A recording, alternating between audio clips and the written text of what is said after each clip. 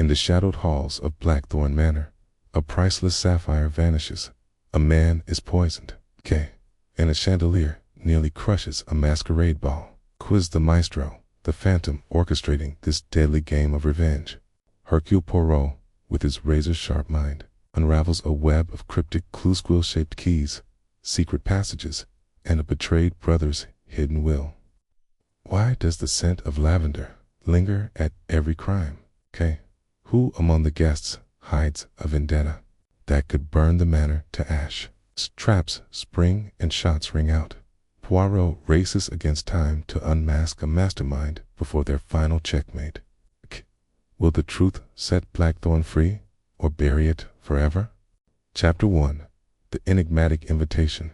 The London fog clung to the windows of Hercule Poirot's flat at Whitehaven Mansions, swirling like a conspirator plotting secrets.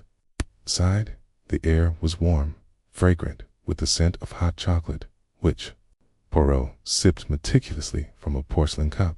His morning routine, precise, almost ceremonial, was interrupted by the sharp rap of the postman's knock. Georges, his impeccable valet, glided to the door, returning with a single envelope, its cream vellum glowing under the lamplight. "Monsieur," Georges said, his voice a measured baritone. "This arrived for you. No return address." Poirot's mustache twitched, a subtle signal of intrigue. He set down his cup, the porcelain clinking softly against the saucer, and took the envelope. Its weight suggested quality, the kind favored by those who believed wealth could buy discretion. The wax seal bore no crest, only a curious symbol, a quill crossed with a dagger. With a letter opener, Poirot sliced it open, revealing a single sheet of paper inscribed in ink so black it seemed to drink the light. "My dear Monsieur Poirot, your reputation precedes you, a maestro of deduction, whose little gray cells unravel mysteries others dare not touch. I, too, am a maestro of a different sort. I invite you to Blackthorn Manor in Devon, where a game awaits. A crime, perfect in its design, will challenge your intellect. Come, test your mettle against mine.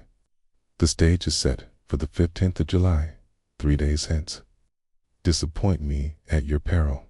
Yours in anticipation." The Maestro Poirot's green eyes gleamed, narrowing as he reread the letter. The audacity of it. To challenge Hercule Poirot, the detective whose name was whispered in awe from London to Cairo, was no small thing.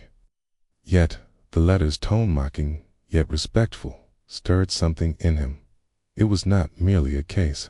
It was a duel, a clash of minds across a chessboard of shadows.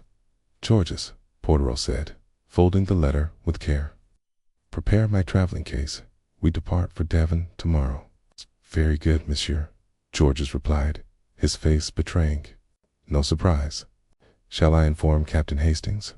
Nan. Poirot waved a hand. "This time I go alone.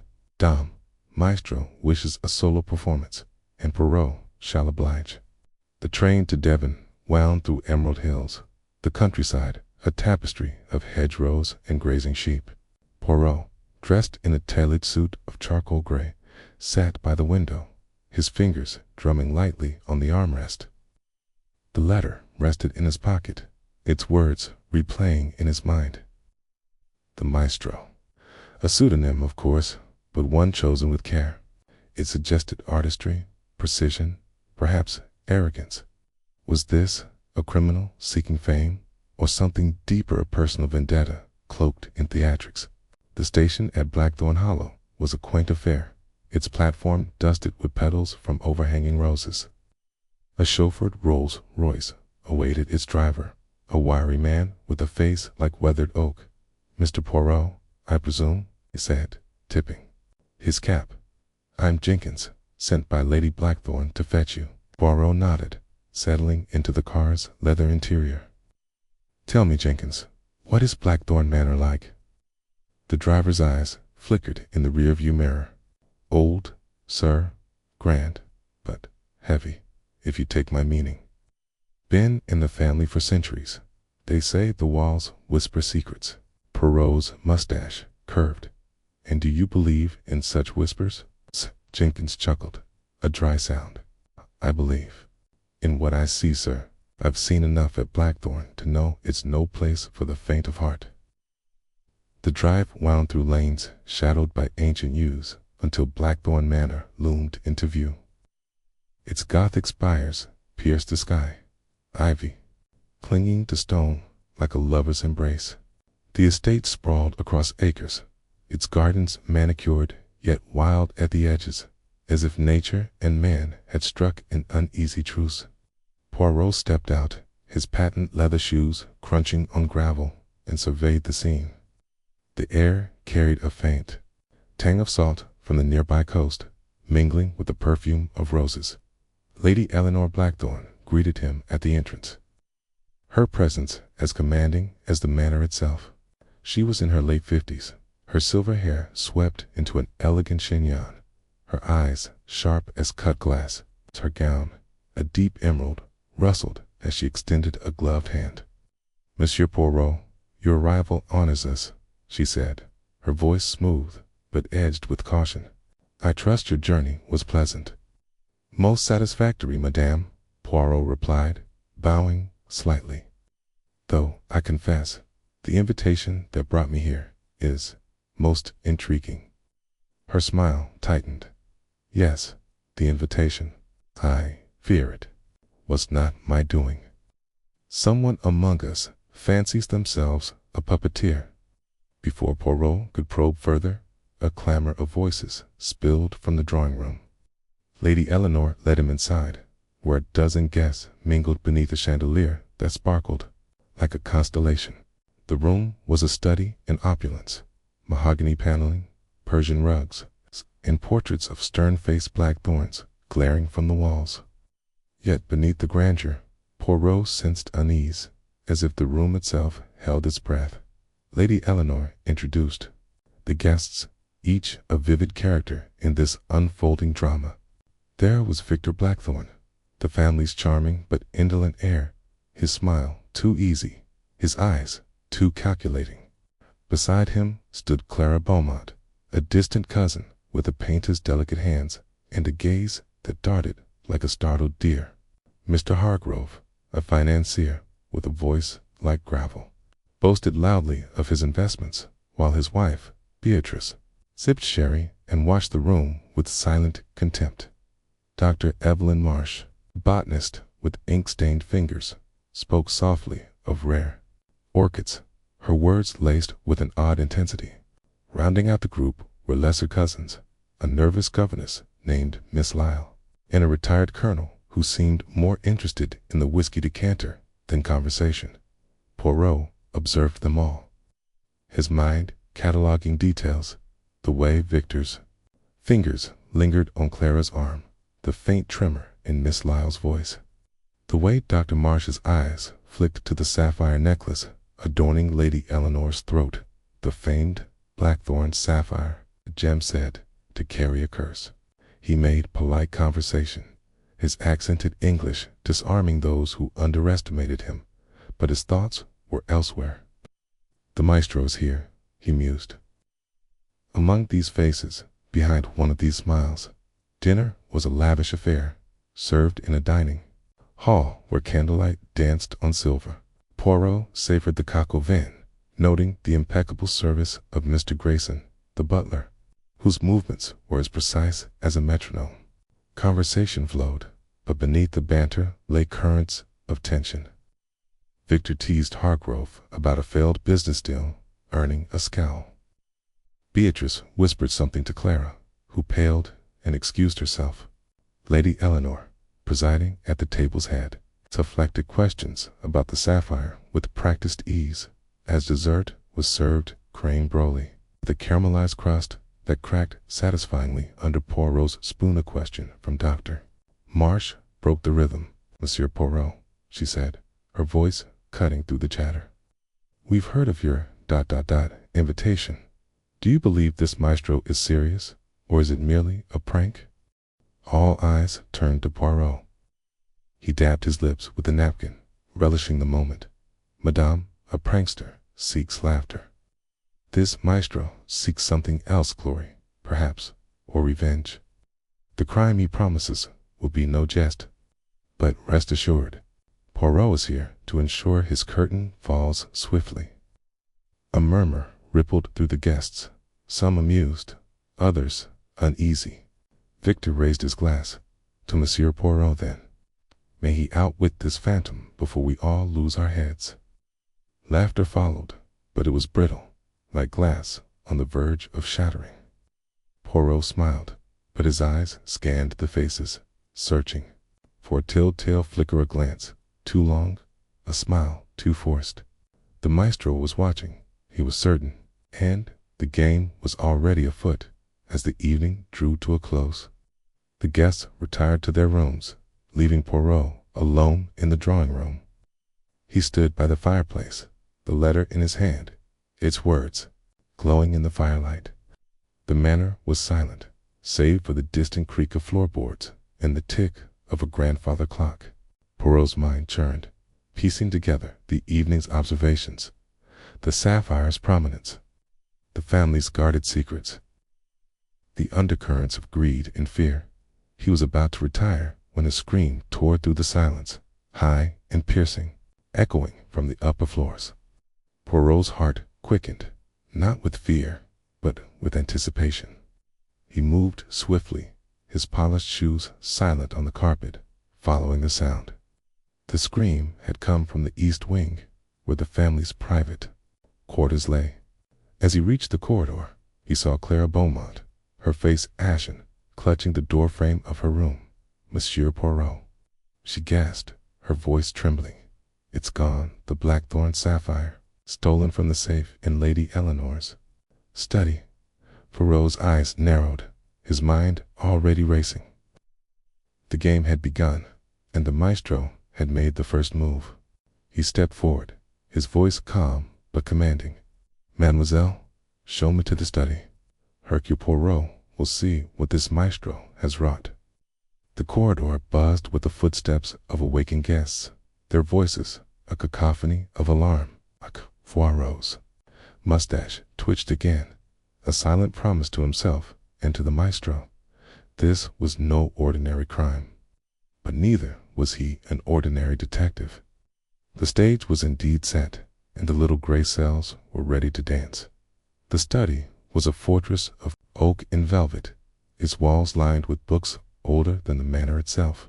The safe, built into a panel behind a portrait of Lord Blackthorn, stood open, its contents bare save for a single lavender-scented handkerchief. Poirot knelt, his gloved fingers tracing the safe's edges. No scratches, no signs of force. Lock had been opened by someone who knew its secret. Lady Eleanor stood nearby, her composure frank. It was there this afternoon, she said, her voice tight. I checked it myself. The combination is known only to me and one other. And who is this other, Madame? Poirot asked, rising. She hesitated, her eyes darting to the gathered guests. My son, Victor. But he would never is a word Poirot distrusts, he interrupted gently. Now, let us examine this handkerchief, a clue, perhaps, or a taunt. The guests whispered among themselves, their faces a gallery of suspicion and fear. Poirot held the handkerchief to the light, noting its fine weave and the faint monogram, a single M. The maestro's calling card, no doubt. He turned to the group, his presence commanding silence. Mise, Amos, he said, his voice a velvet blade. A crime has been committed, but it is only the opening act. The maestro wishes to play a game, and Hercule Poirot accepts. By the end of this, the sapphire will be found, and the one who hides behind this name will face the light of truth. The chapter closed with Poirot standing alone in the study, the handkerchief in his hand, the scent of lavender lingering like a promise of secrets yet to be unveiled. The manor seemed to hold its breath, waiting for the next move in this deadly game of wits. Chapter 2. The vanishing heirloom. The scream that had shattered the silence of Blackthorn Manor lingered in Hercule Poirot's mind like the final note of a discordant symphony. The theft of the Blackthorn sapphire, announced by Clara Beaumont's cry, had drawn the guests into a huddle of whispered accusations and nervous glances. Now, as dawn's first light crept through the study's heavy drapes, Poirot stood before the open safe, his gloved fingers hovering over the lavender-scented handkerchief with its taunting M. The air was thick with suspicion, and the game, as the maestro had promised, was well and truly afoot. Poirot turned to Lady Eleanor Blackthorn, whose regal poise was fraying at the edges. Her emerald gown, now slightly creased, seemed to mirror her unraveling composure. "Madame," he said, his voice a calm anchor in the storm. "You say only you and your son knew the combination, yet the safe is untouched, the lock unforced. This suggests precision, intimacy with the manor secrets. Tell me, who else has access to this room?" Lady Eleanor's eyes flickered to the gathered guests, their faces a gallery of unease. Victor Blackthorn, her son, leaned against a bookcase, his casual posture at odds with the tension in his jaw. Clara Beaumont clutched a shawl, her painter's hands trembling. Mr. Hargrove, Key, the financier, muttered about insurance, while his wife, Beatrice, watched with the predator's stillness. Dr. Evelyn Marsh, the botanist, hovered near a potted fern, her fingers brushing its leaves as if seeking comfort. The others, Miss Lyle, the governess, Colonel Fitzroy, and assorted Blackthorn cousins, formed a restless semicircle. Only Grayson, the butler, enters regularly to clean, Lady Eleanor replied, her voice tight. "But he's been with us for decades. His loyalty is beyond question." Mustache twitched, a subtle signal of skepticism. "Loyalty, madame, is a fine word, but it bends under motive. Let us begin with the facts.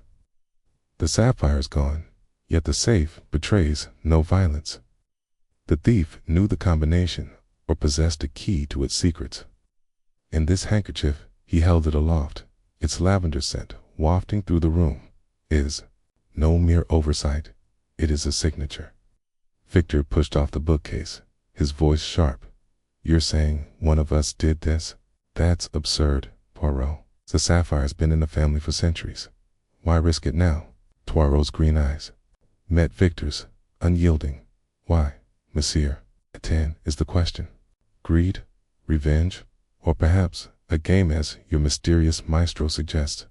Poirot will find the answer, but first we investigate."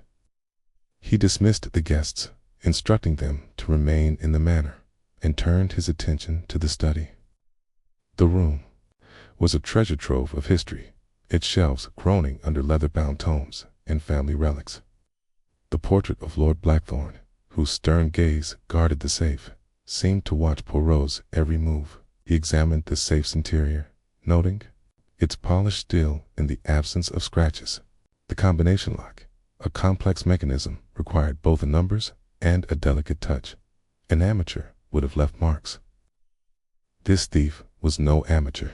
Poirot's gaze swept the room, landing on a faint smudge on the carpet near the desk, a trace of mud, fresh and damp.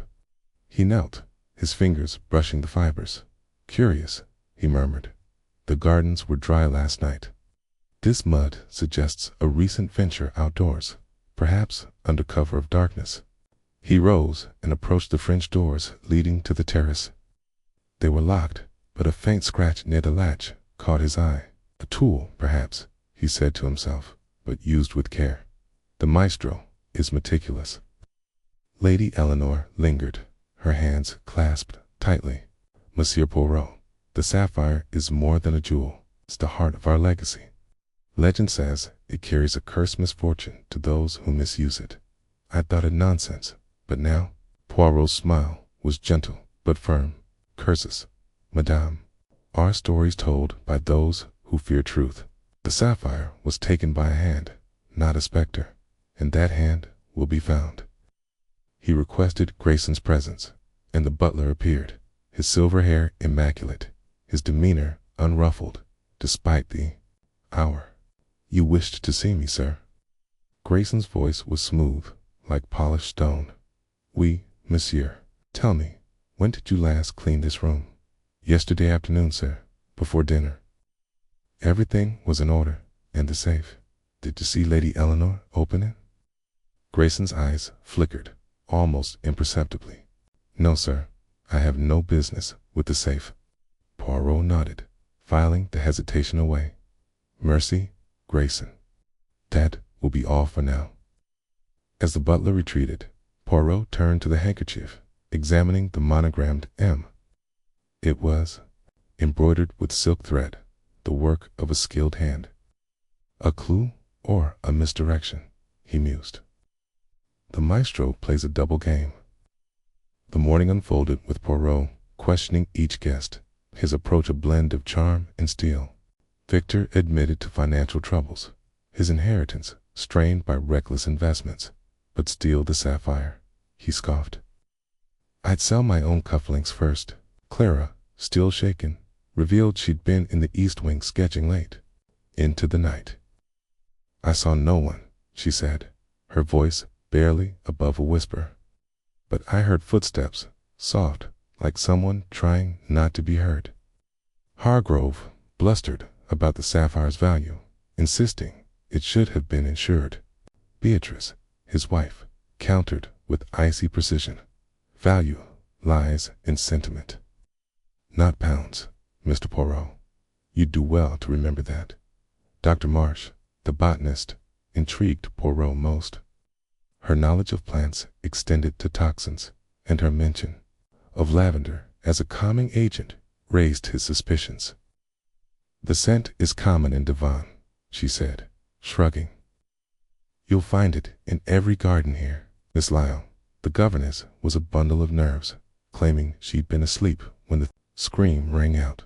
Colonel Fitzroy, red-faced from whiskey, grumbled about modern nonsense and offered no useful insights. The cousins, a trio of minor blackthorns, squabbled over who stood to gain from the sapphire sale, their greed thinly veiled by midday. Poirot retreated to the terrace, where the sea breeze carried the tang of salt and the distant cry of gulls. He paced, his mind a kaleidoscope of details: the mud, the handkerchief, the unscathed safe. The theft required access, knowledge, and opportunity. Victor's debts made him a suspect, but his brashness suggested impulsiveness, not precision. Clara's timidity could mask cunning, yet her fear seemed genuine. Dr. Marsh's expertise was troubling, but her demeanor was too composed, as if daring scrutiny. Grayson, with his access and subtle hesitation, lingered in Poirot's thoughts. He re-entered the manor, seeking the gardens where the mud might have originated. The grounds were a labyrinth of rose beds and hedges, their beauty belying the secrets they held. Near a fountain, he found a patch of damp earth, its texture matching the smudge in the study. Footprints, faint but distinct, led to a gardener's shed. Inside, he found tools, a coil of rope, and a pair of gloves clean, but too clean, as if recently washed. "Someone covers their tracks," Poirot murmured, his eyes narrowing. He pocketed a single rose petal found near the gloves, its scent faintly lavender. Returning to the manor, he requested a private audience with Lady Eleanor. In her sitting room, adorned with tapestries of blackthorn ancestors, he pressed her gently. "Madame, you spoke of one other, knowing the combination, yet you hesitate to name Victor fully. Is there another you protect?" Lips parted, then closed. "My late husband," she said finally. "He designed the safe. He shared its secret with me and Victor, but he's been dead these 10 years. And no one else, a servant, perhaps, or a trusted confidant." She shook her head, but her eyes betrayed a flicker of doubt. "No one, Monsieur Poirot. I swear it." "Huh." Poirot nodded, his mind turning to the family's history. The blackthorn sapphire was not merely a jewel, but a symbol tied to tales of betrayal and loss. He recalled a whispered rumor from dinner. A long-lost relative, disinherited, and vanished. Could the maestro be connected to this shadow from the past? This evening, approached, Poirot gathered the guests in the drawing room, the chandelier casting prisms of light across their faces. He held up the handkerchief, its M gleaming like a challenge. "It's Amos," he said, his voice commanding silence. "The theft of the sapphire is no random act. It is a move in a game orchestrated by one who knows this house, its secrets, and its people. The mud in the study, the lavender scent, the untouched safeties are threads in a tapestry, and Poirot will unravel it." Victor snorted. "You're making a mountain out of a molehill, Poirot. Some sneak thief got lucky, that's all." "Lucky?" Poirot's eyes flashed. "Nan, monsieur, luck does not open a safe without a trace. Luck does not leave a scented calling card. This is the work of a mind cunning, deliberate, and close." A gasp rippled through the room. Clara's hand flew to her mouth while Dr. Marsh's fingers tightened on her glass. Grayson, serving tea, paused, his tray steady, but his eyes averted. Poirot continued, his voice a velvet blade. "The maestro is among us, watching, waiting. But Poirot, too, watches, and he does not wait." Chapter 3. Shadows in the Library. The dawn after the Blackthorn Sapphire's theft painted the Devon Hills in hues of amber and rose, but within Blackthorn Manor the air was heavy with suspicion. Hercule Poirot stood in the study, the lavender-scented handkerchief with its enigmatic M tucked into his pocket, the open safe, the smudge of mud, and the faint scratch on the French door's latch had woven a puzzle that teased his little gray cells. The maestro, this shadowy orchestrator, had not only stolen a jewel, but had ignited a game of intellect that Poirot was determined to win. As the household stirred, Poirot declined breakfast, his mind too restless for scones and jam. He requested access to the manor's library, a cavernous room Lady Eleanor described as the heart of Blackthorn's history. "The answers lie in the past," he murmured to himself, his polished shoes clicking on the polished oak floors as he made his way through the manor's labyrinthine corridors. The library was a sanctuary of knowledge, its walls lined with books that smelled of leather and time. Tall windows allowed slivers of morning light to pierce the gloom, illuminating dust motes that danced like tiny conspirators. Mahogany shelves stretched to the vaulted ceiling, accessible by a rolling ladder that creaked with age. A massive fireplace dominated one wall, its hearth cold but adorned with a carved crest, a quill and dagger, eerily reminiscent of the seal on the maestro's letter. Poirot's eyes narrowed. "A coincidence, perhaps," he said softly, but Poirot distrusts coincidences. He ran a gloved finger along the crest, noting its worn edges, as if generations had traced it in reverence or fear. The library felt alive, silence pregnant with secrets waiting to be pried loose. He began his exploration methodically, scanning titles that ranged from botanical treatises to family chronicles. A leather-bound volume, The Annals of Blackthorn, caught his attention. Its pages, brittle and yellowed, detailed the family's rise from medieval barons to modern aristocrats. One passage mentioned the sapphire, describing it as a gift from a French noble in the 17th century, sealed with a vow and a curse. Poirot's mustache twitched. "A curse again," he mused. The maestro plays with superstition as well as cunning. As he reached for another book, a faint click sounded behind a shelf. Poirot froze, his senses sharp. He moved silently, his eyes tracing the shelves until he found a panel that seemed slightly misaligned. With a gentle push, it swung inward, revealing a narrow compartment.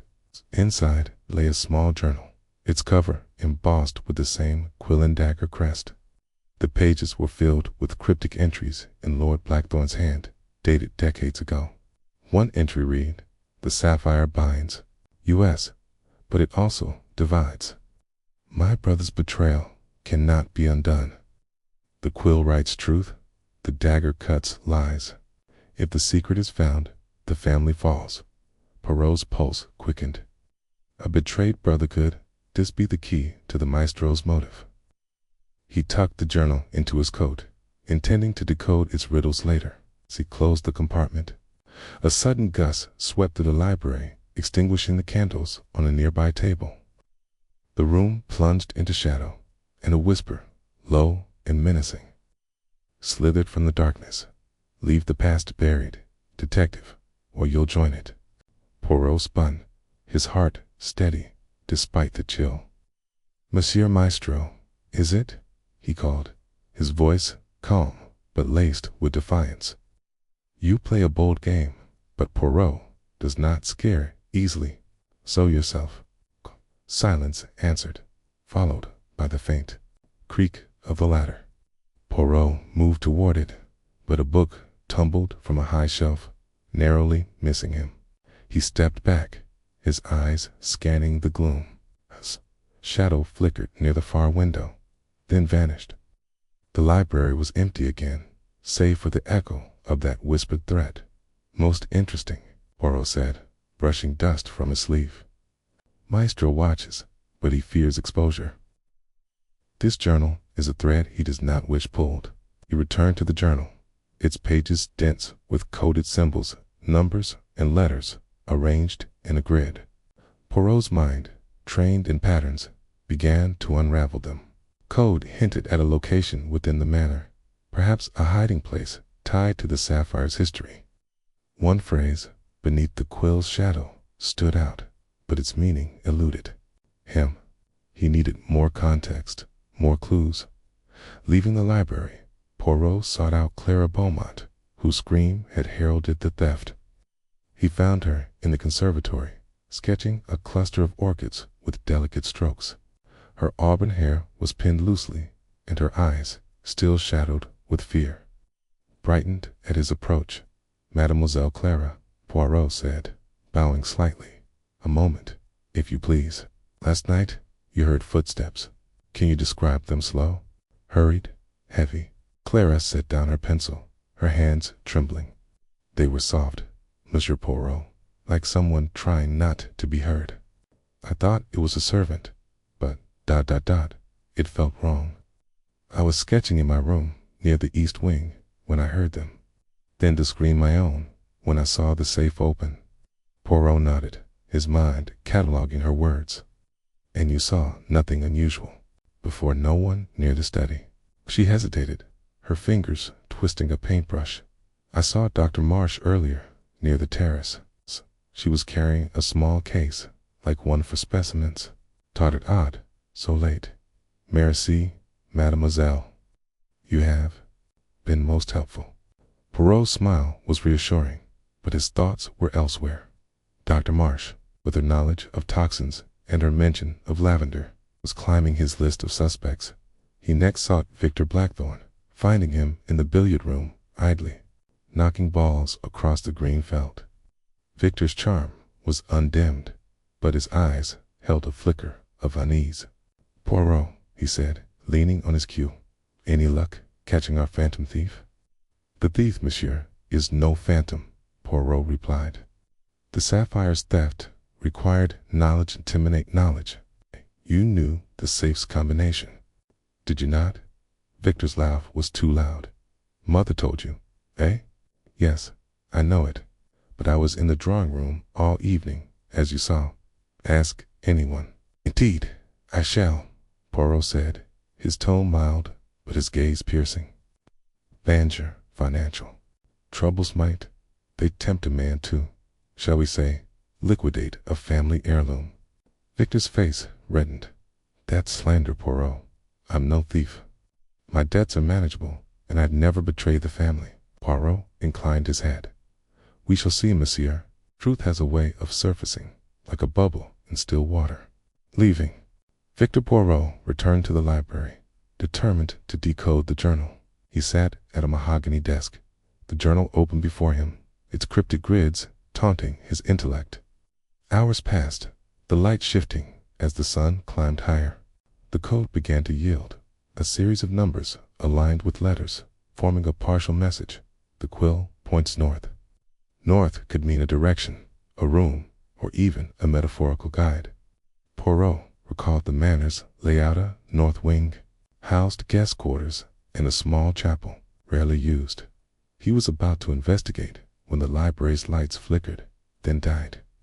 The room plunged into darkness, save for the faint glow of daylight through the windows.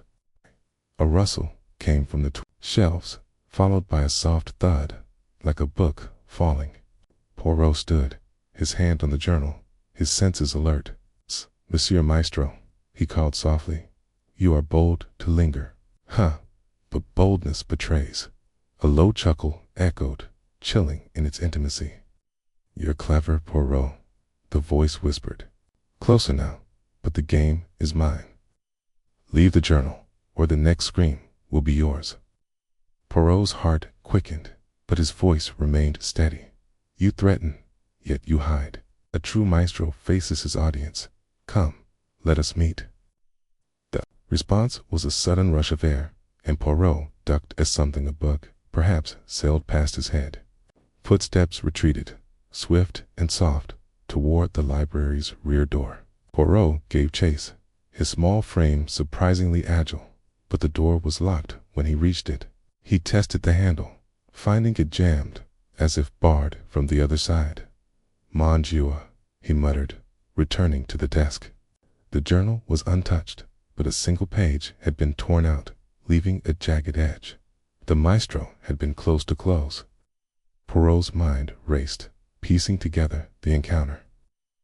The voice was muffled, possibly disguised, but its cadence suggested confidence, not panic. The torn page, he realized, contained the grid he'd partially decoded. The maestro was protecting something specific. Undeterred, Poirot lit a candle from a nearby sconce and resumed his work. The remaining pages yielded another clue. The shadow falls at midnight. Combined with the quill points north, it suggested a rendezvous or a hidden cache in the north wing, perhaps at midnight. Poirot resolved to explore the chapel that evening, suspecting it held answers. As dusk fell, he joined the guests for dinner. His presence, a quiet storm amid their chatter. The dining hall was lit by candelabras, their flames casting long shadows that danced like specters. Lady Eleanor, regal despite her strain, presided over a meal of roasted pheasant and claret. The conversation was stilted, the theft hanging over them like a guillotine. Dr. Marsh broke the silence, her voice sharp. "Monsieur Poirot, have you made progress? Or are we to live in fear of this maestro forever?" Poirot sipped his wine, his eyes meeting hers. "Fear, madame, is the maestro's weapon. But Poirot wields a sharper one. Truth. The sapphire's theft is but the first note in his symphony. The next will sound soon, but I shall be ready." Hargrove snorted. "This talk of games. It's a bloody robbery, man. Call the police and be done with it." "The police," Poirot said, "see only footprints. Poirot sees the mind that leaves them. The maestro wishes a duel, and I shall not disappoint." Clara, seated beside him, whispered, "Do you think the thief is still here, among us?" Poirot's smile was enigmatic. "Oui, mademoiselle. The maestro is close, watching, listening." But so is Poirot.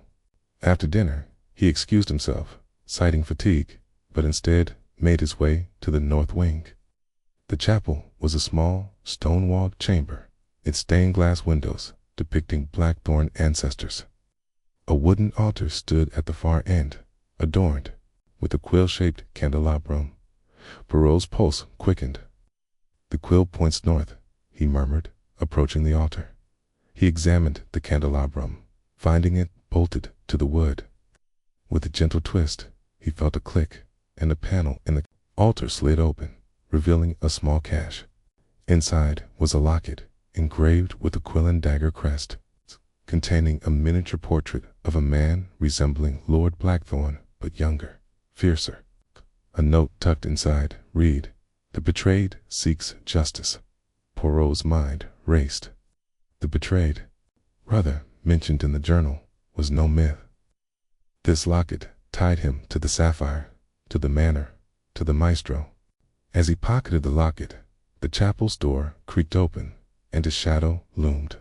Poirot turned, ready to confront the maestro, but it was only Miss Lyle, the governess, her face pale. "Monsieur Poirot," she gasped. "I saw someone in the corridor, cloaked figure, heading toward the gardens."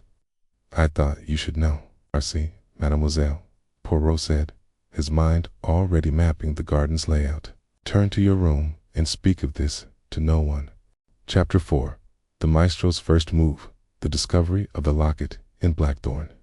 Manor's Chapel had sharpened Hercule Poirot's focus. The quill and dagger crest and its cryptic note, "The betrayed seeks justice," burning in his mind like a beacon. The maestro, this elusive architect of crime, was weaving a tapestry of vengeance, and the stolen blackthorn sapphire was merely the opening thread.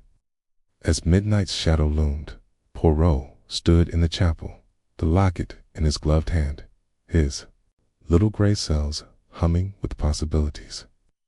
The whispered threat in the library, the torn journal page, and Miss Lyle's sighting of a cloaked figure in the gardens all pointed to a mind both cunning and audacious. But Poirot was no stranger to such minds, and he was ready to counter the maestro's next move. The manor was restless that night, its corridors alive with the creak of floorboards and the murmur of anxious voices. Poirot returned to his room, a modest chamber overlooking the rose gardens, and sat at a small desk to study the locket. Its miniature portrait depicted a man with Lord Blackthorn's stern jaw but fiercer eyes, perhaps the betrayed brother hinted at in the journal. The note's mention of justice suggested a motive rooted in family history, a grudge nursed across decades. Poirot's mustache twitched as he murmured, "The maestro is not merely a thief, he is a storyteller, and this story is personal." Sleep was a luxury Poirot denied himself. Instead, he paced, his mind mapping the manor's layout, the study with its violated safe, the library with its hidden compartment, the chapel with its secret cache. The cloaked figure Miss Lyle had seen suggested the maestro was active, perhaps preparing the next act. Poirot resolved to patrol the grounds at dawn, hoping to find traces of the intruder's path as the first light of July 16, 1925. Gilded the Devon hills, Poirot donned a lightweight coat and stepped into the gardens. The air was crisp, scented, with dew and roses, but his attention was on the earth. Near the fountain, where he'd found damp mud before, he spotted fresh footprints, small, deliberate, leading toward a copse of yew trees. He followed, his eyes scanning for clues. Beneath a yew, he found a cigarette stub, its tip marked with a faint trace of lipstick. "Curio," he said, pocketing it. "The maestro, or an accomplice, is careless or wishes to be seen." He returned to the manor, intending to question the women among the guests: Beatrice Hargrove, Dr. Evelyn Marsh, Clara Beaumont, and Miss Leela about the cigarette. But as he crossed the terrace, a commotion erupted from the dining hall. A piercing cry, not unlike Clara's the previous night, sent him hurrying inside. The scene was chaos. Mr. Hargrove, the boorish financier, lay slumped at the breakfast table, his face gray, his coffee cup overturned. A faint froth clung to his lips, and his eyes stared blankly at the ceiling. The guests crowded around, their voices a cacophony of shock.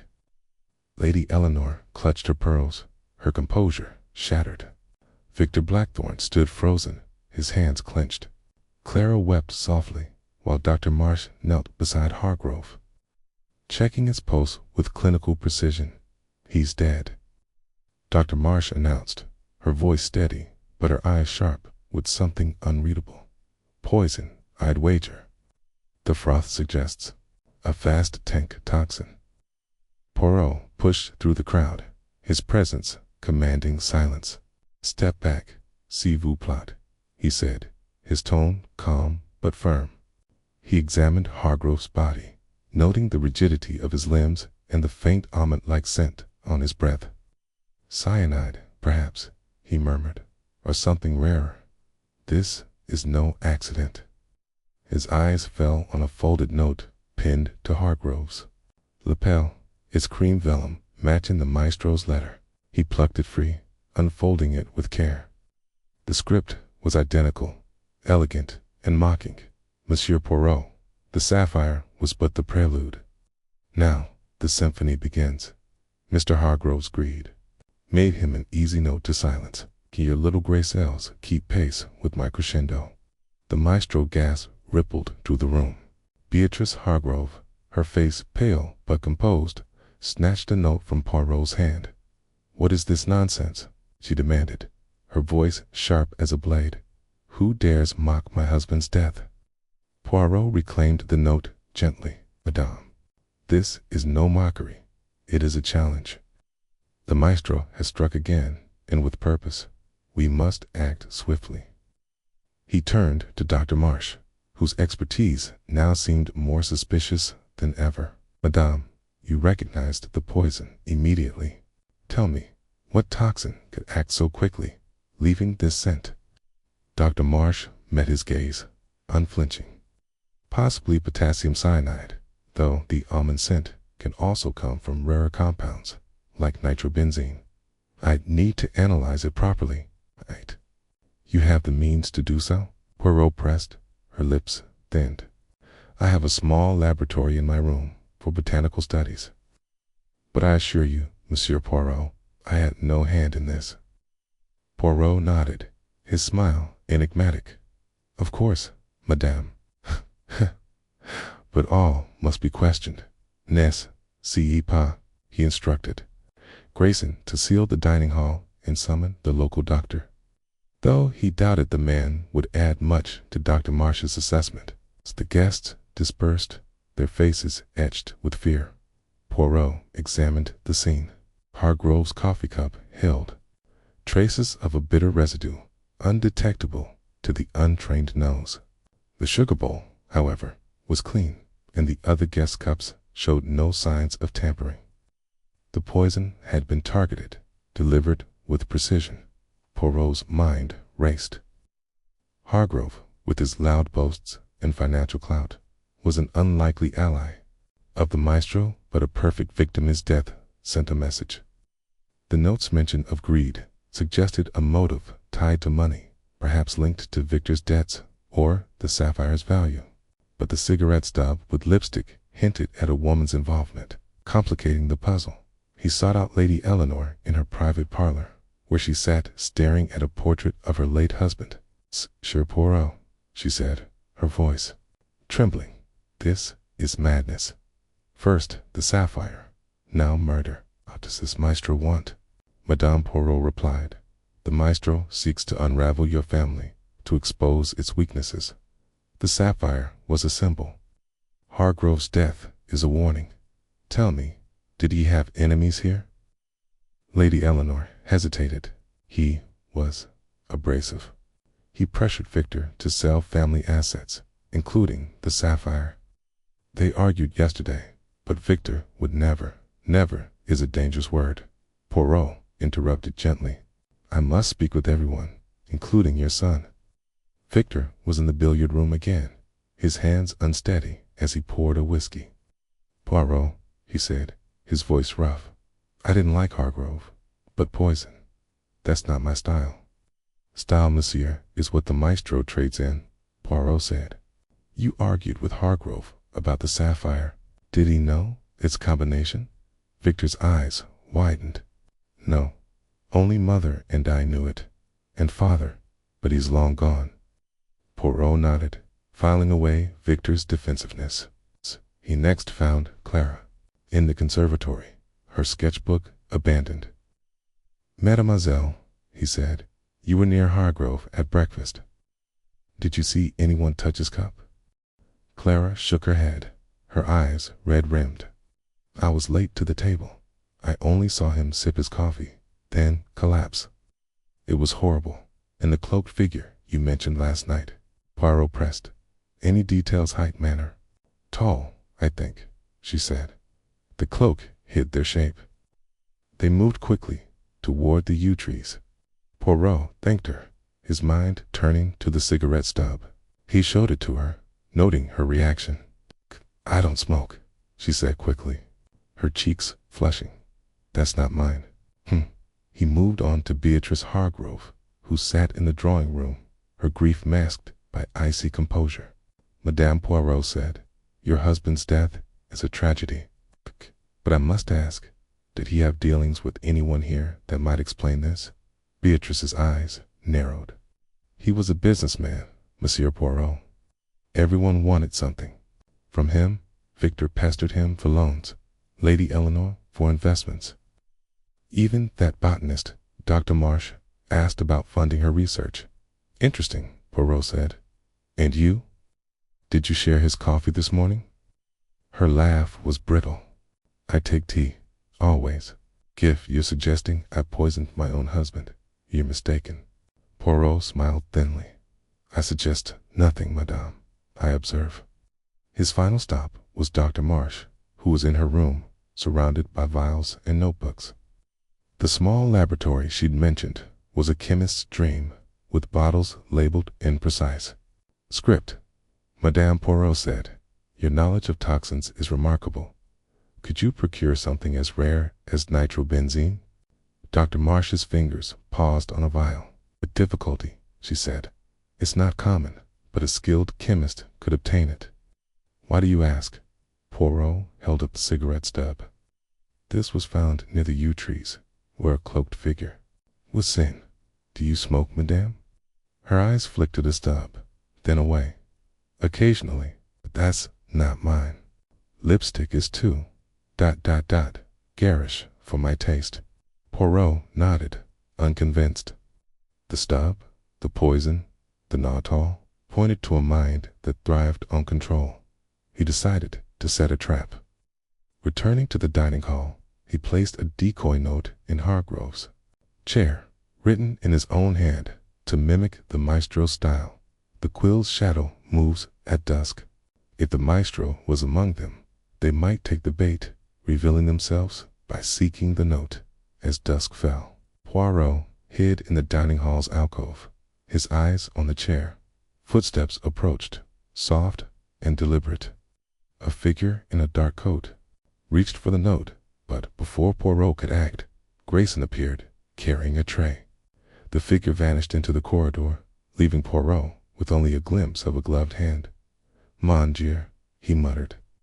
The maestro was swift, but not invisible. He confronted Grayson, who claimed he'd come to clear the table.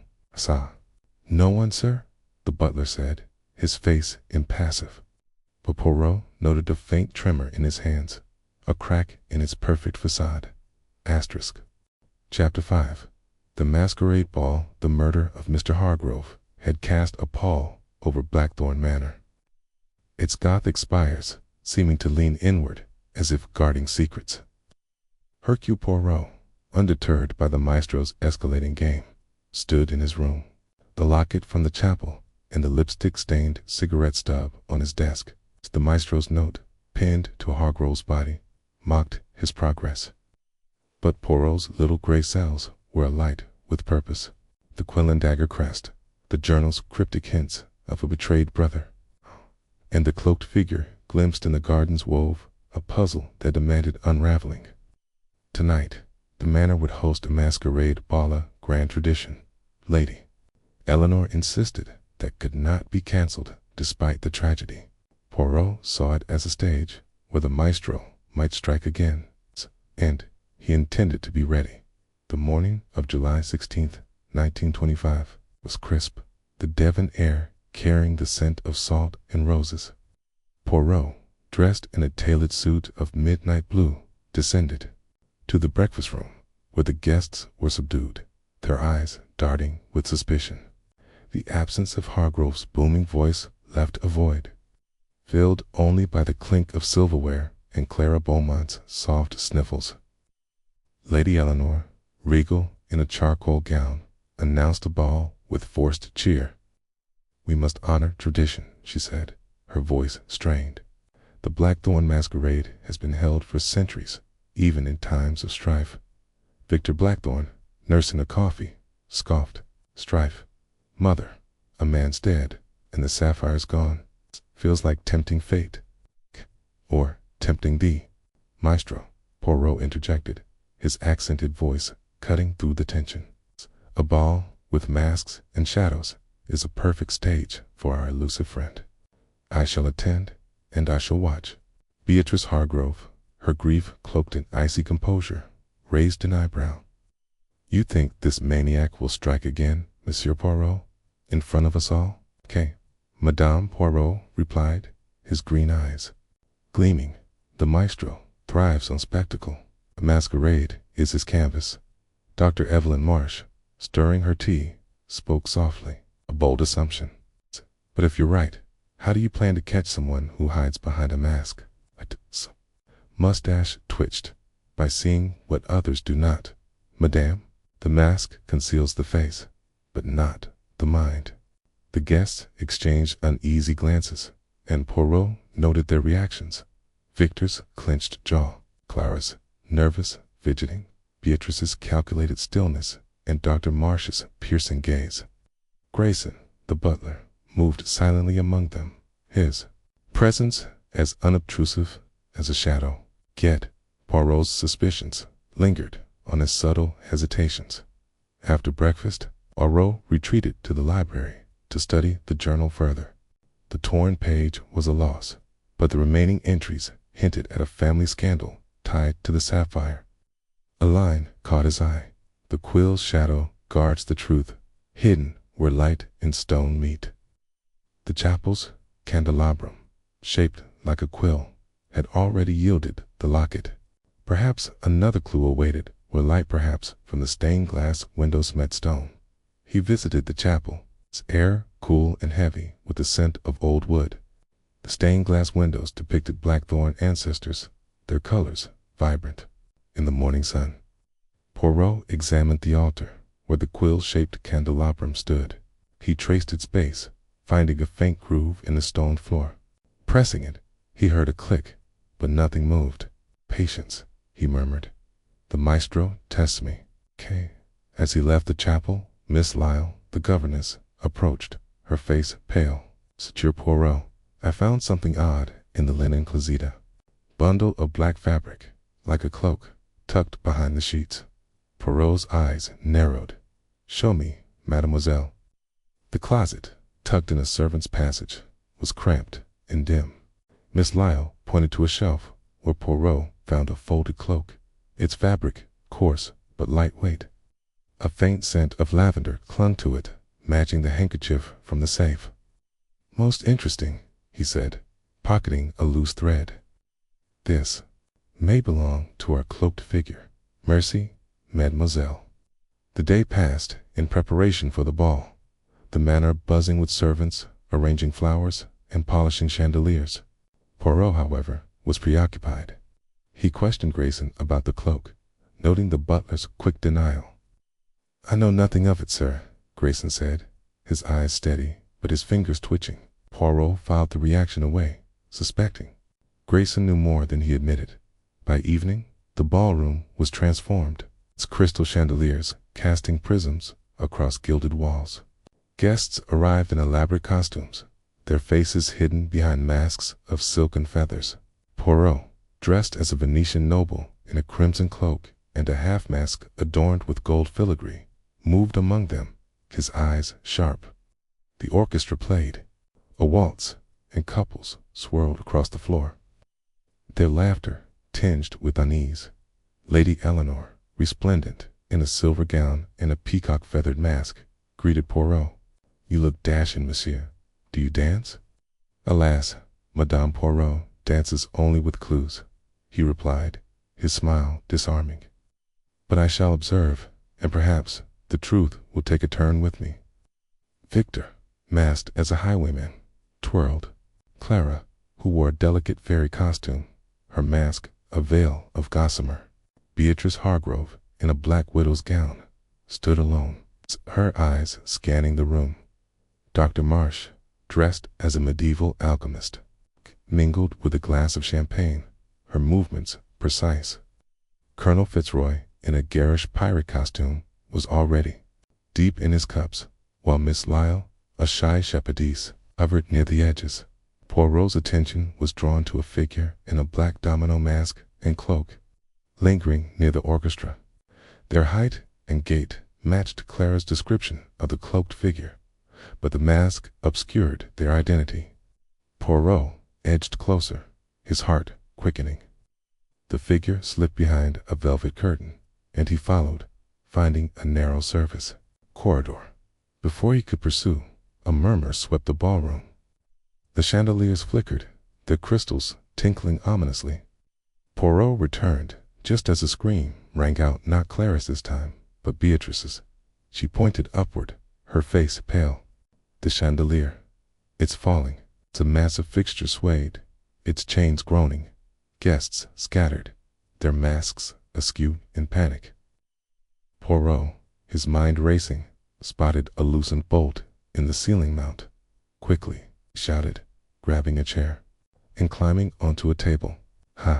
With surprising agility, he reached the chain, securing it with a silk sash torn from his costume. The chandelier steadied, its crystals still trembling. The room erupted in applause, but Poirot's eyes were on the crowd. The black-masked figure had vanished, but a folded note lay on the table where Poirot had stood. He opened it, recognizing the maestro's script. "Bravo, Poirot. You've saved the act, but the play continues. The quill's shadow moves closer. Will you find the stage before the curtain falls?" The maestro Poirot's pulse quickened. The chandeliers. Sabotage was no accident. It was a spectacle, meant to distract or destroy. He scanned the guests, noting their positions. Victor was near Clara, his mask askew. Beatrice was shaking, her composure cracked. Dr. Marsh stood calmly, her alchemist's robe untouched by the chaos. Grayson, serving drinks, had been near the service corridor. Poirot approached Lady Eleanor, who was calming the guests. "Madame, the chandelier was tampered with. I must speak with your staff. Someone loosened that bolt." Her eyes widened. Sabotage. But who would dare? "The maestro," Poirot said simply. "He is here, among us." He questioned the footman, learning that a young servant, Tom, had been seen near the ballroom's upper gallery earlier. Poirot found Tom in the kitchens, a lanky boy with nervous eyes. "I didn't do it, sir," Tom stammered. "I was fixing a light, but someone paid me to leave the gallery early a shilling, slipped under my door with a note." Poirot demanded to see the note. It was in the maestro's script, instructing Tom to leave the gallery at 9 K. The shilling was wrapped in a scrap of fabric black, like the cloak. "Mon Dieu," Poirot murmured. "The maestro uses pawns, but they leave traces." He confronted Tom further, learning the boy had seen a masked figure in the gallery, their face hidden, but their voice low and commanding. "It sounded like a gentleman, sir, but I couldn't swear to it." Poirot returned to the ballroom, the music resuming, but the mood brittle. He approached Dr. Marsh, showing her the fabric scrap. "Madame, this matches the cloak in the closet. Have you seen such a garment tonight?" Her eyes flickered. "Many wear black tonight, Monsieur Poirot. It's a masquerade, after all." "Indeed," Poirot said, his tone mild but his gaze piercing. "But not all leave notes and sabotage chandeliers." He next spoke to Beatrice, whose hands trembled as she clutched her mask. "Madame, you saw the chandelier first. Did you notice anyone near the gallery?"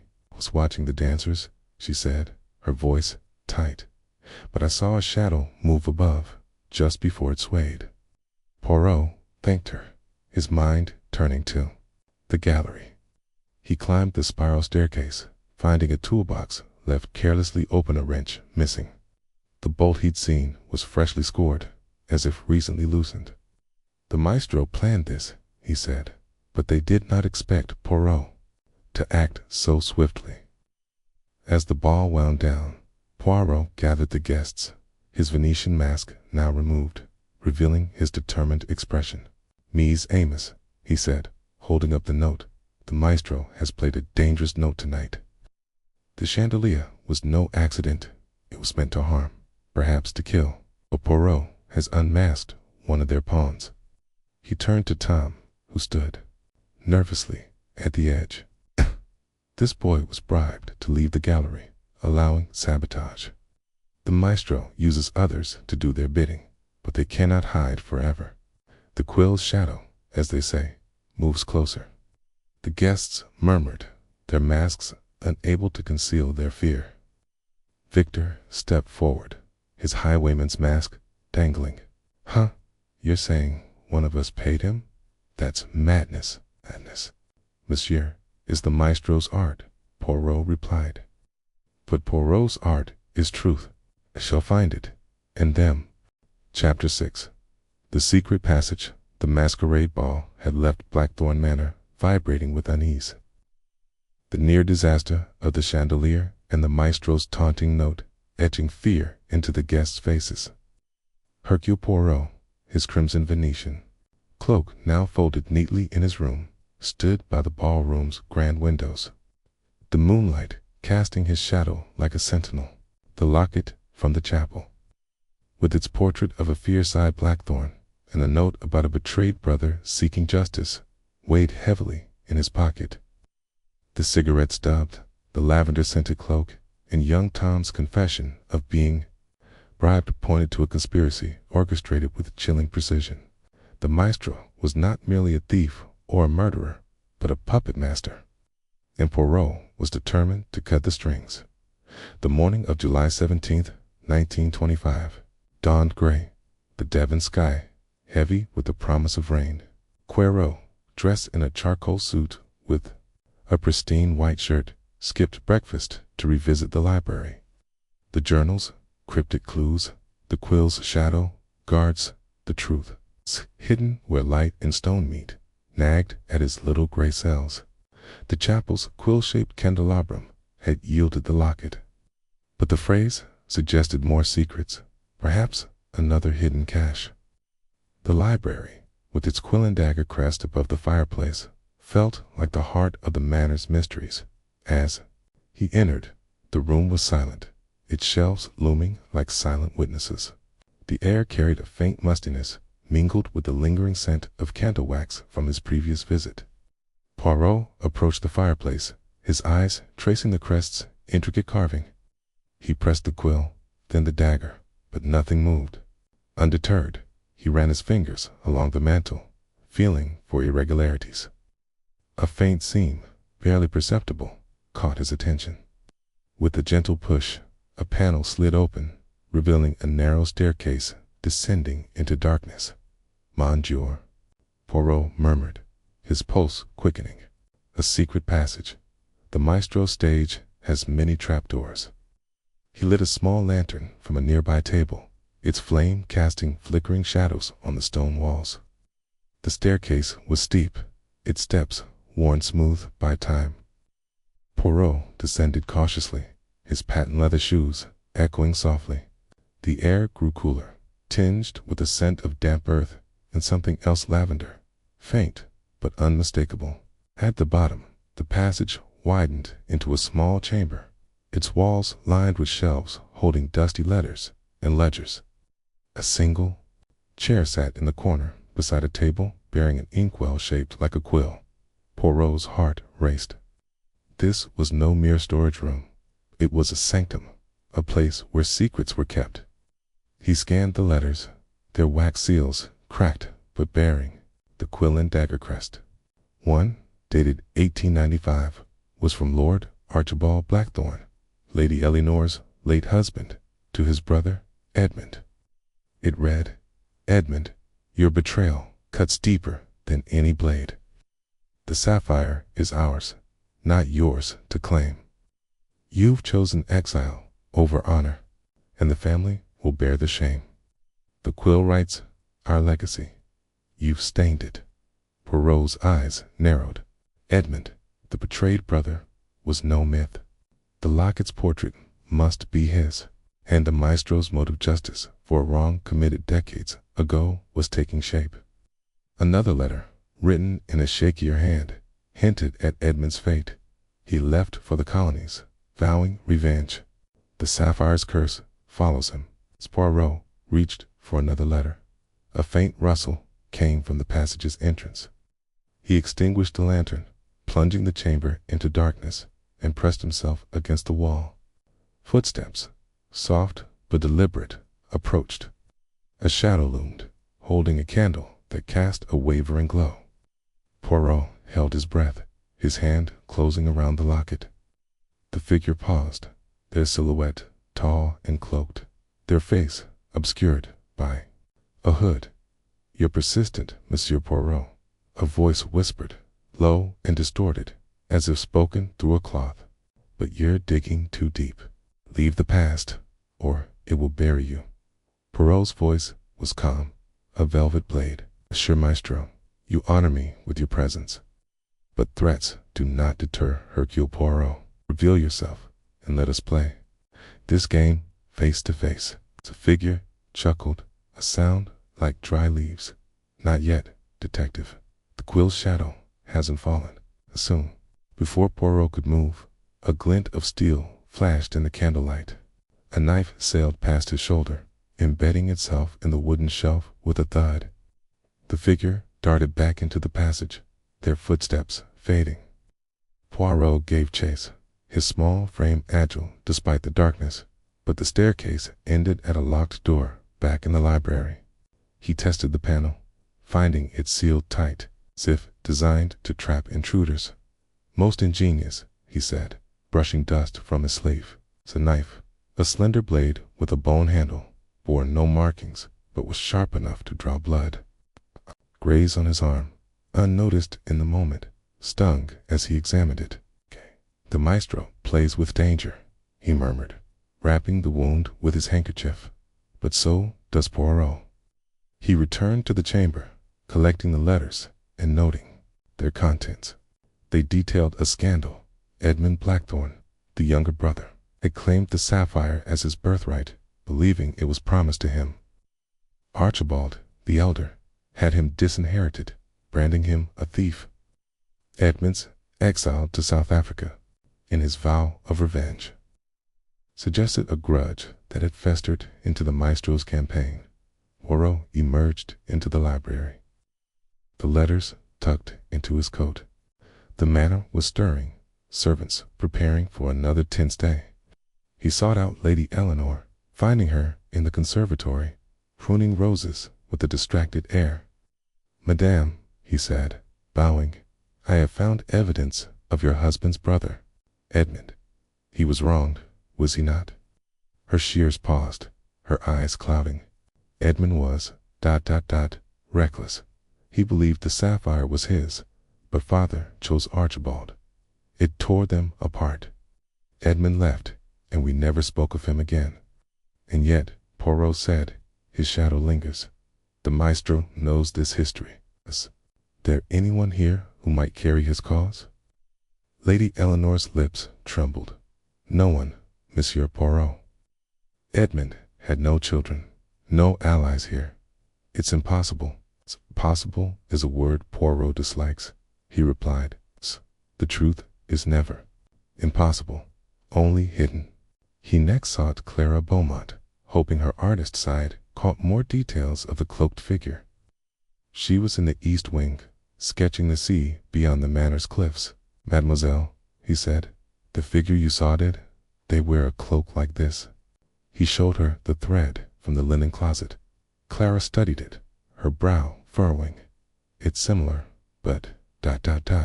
I can't be sure." The night was dark, and I was frightened. "Thick fear sharpens the senses," Poirot encouraged. "Think, mademoiselle. Any detail? Scent, a sound." She hesitated. There was a rustle like heavy fabric, and a faint click like metal on stone. "Maybe a ring or a buckle." Poirot nodded, filing away the clue. A metallic click could mean jewelry, a weapon, or even a tool.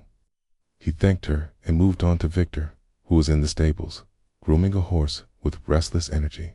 "Monsieur." "Victor," Poirot said. "You knew of Edmond, your uncle?" Victor's brush paused. "Mother mentioned him once. Black sheep, sent away." "Why does it matter?" "It matters," Poirot said, "because the maestro weaves his tale from your family's past." "Did Hargrove know of Edmond?" Victor snorted. "Hargrove, the only, cared about money. He wanted to sell the sapphire, said it was liquidating dead weight.